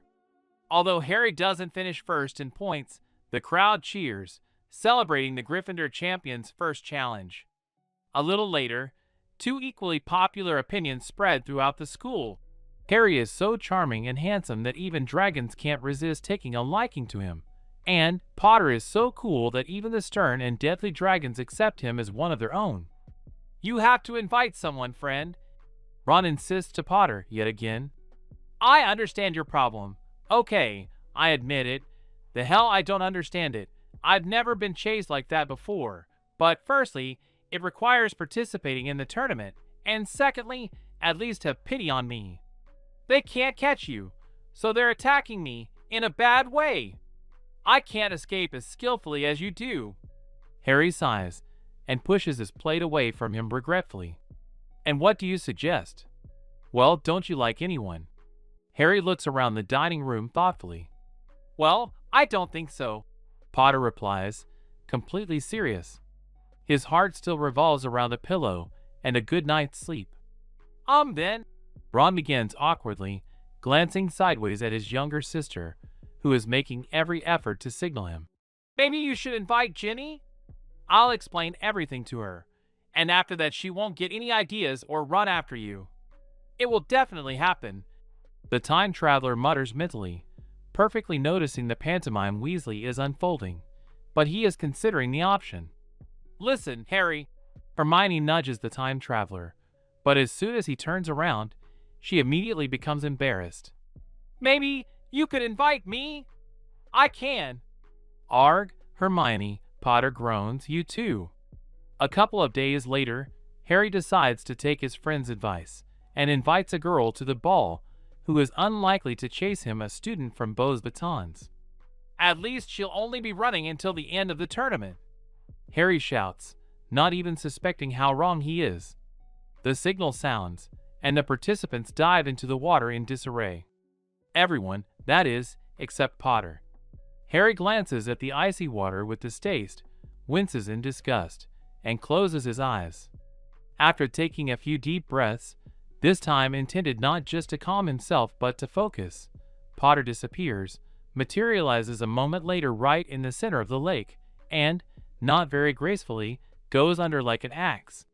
The audience chokes on the screams, falls silent, but then immediately erupts in a roar of delight, unexpectedly joined by several students from Schermstrag and Beau's Batons, the latter being significantly more numerous. However, the time traveler no longer hears this. At this point, he has another, more pressing task. As he runs, throwing on a bubble and a warming charm. Bad warming, the Daddanian screams mentally. Harry rushes toward the captives. Doubt immediately flashes across his face. On the eve of the test, Potter discussed with Adamus whether he should save only his captive or show off and rescue someone else. On the one hand, Harry doesn't need any extra hassle, but on the other, the time traveler is deeply infuriated by the behavior of the other school's administrations. Apparently, the cold water had stimulated Potter's thinking process, because after only a few moments of hesitation, he returned to action. Pulling Cho and his former partner into a wide embrace, Harry leaned back against his younger sister, Fleur, and Hermione, and then he was already tumbling onto the shore with the rescued girls. Oddly enough, he excused that Potter was worried about the girls trapped underwater and decided to pull them to the surface as quickly as possible is believed. Or maybe they don't believe it, but they're too busy trying to pry out of the hero how he managed to apparate. The boy just shrugs, assuring everyone he was just trying and didn't expect it to work. At the end of the second challenge, Harry pulls ahead, although the time traveler receives the minimum possible points for his rescue. Everyone else receives none. Once again, the Gryffindor champion is surrounded by highly controversial opinions. Some admire his compassion and willingness to help even at their own expense, sing the praises of his outstanding skills, and whisper about the muscles visible in his wet clothes, while others sling mud at the hero, calling him a show-off, selfish, and envious. However, this confrontation again ends in victory for the Potter fans, due to their superior numbers and the fact that Harry caused a sensation by successfully using apparition while on school grounds. The time traveler enters the labyrinth first. Calm as a boa constrictor, Crouch was exposed a couple of days before the final challenge. The cup was dispelled, Harry received an official apology, and the concentration of annoying fans promised to soon diminish due to the imminent departure of the other schools. The time traveler had nothing to worry about. In fact, Harry approaches the challenge with little enthusiasm. Nevertheless, just 30 minutes later, he is the one who solemnly raises the cup above his head to the cheers of the crowd. No, well, what did you expect? I shrug. Do you think I just pushed Raises around so much so he could perfect his luck skill? Don't dig a hole for someone else, you'll end up in it yourself. I'm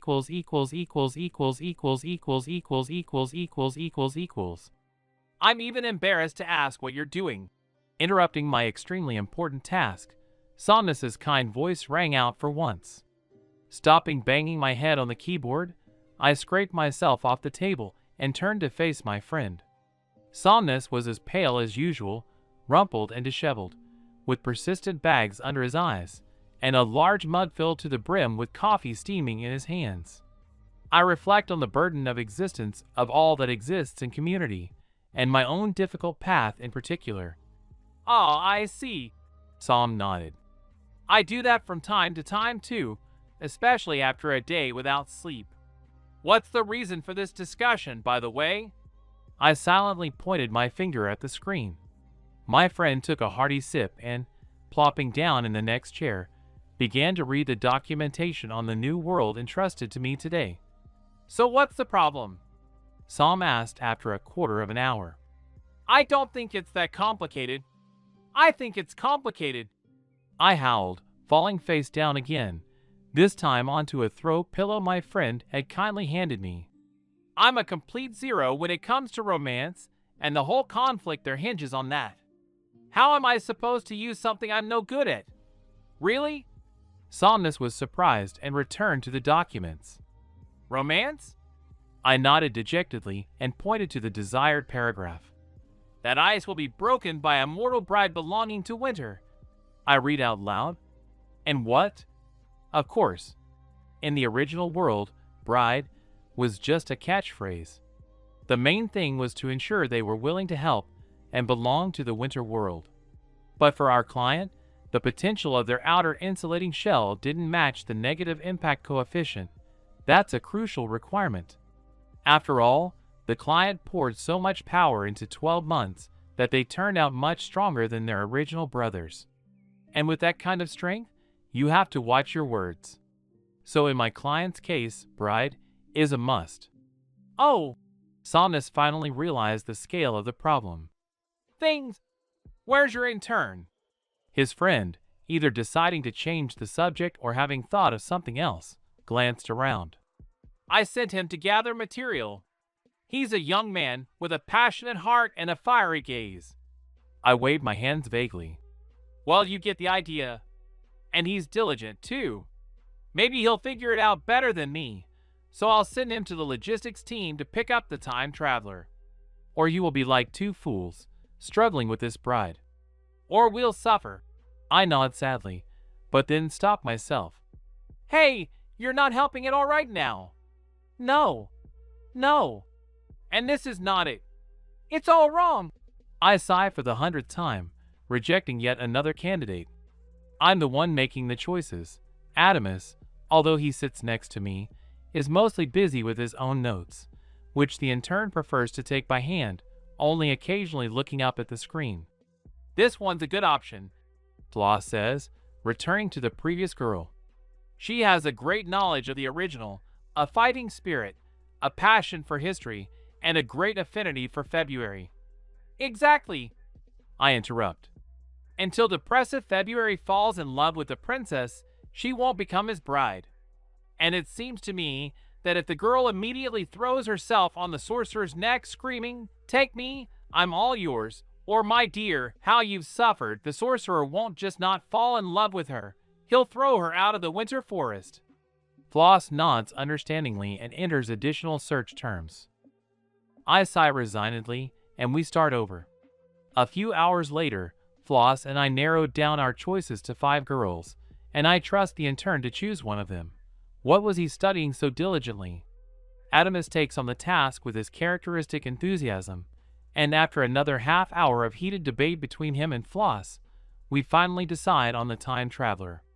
I watched the first meeting between Yara and February, who perceives himself as a mortal boy named Ilya, with palpable tension. It's not that I seriously expect the time traveler to attack the boy, but it's better to be safe than to rush headlong to turn off the censorship alarm. The newly crowned princess, as stated in the dossier, turns out to be a feisty girl and, unlike the original Yara, attacks Ilya's bullies with her fists.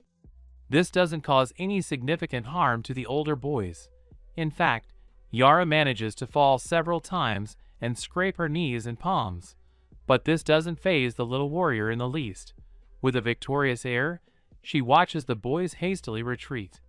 The subsequent conversation between the princess and Ilya, during which both are genuinely happy about their new acquaintance,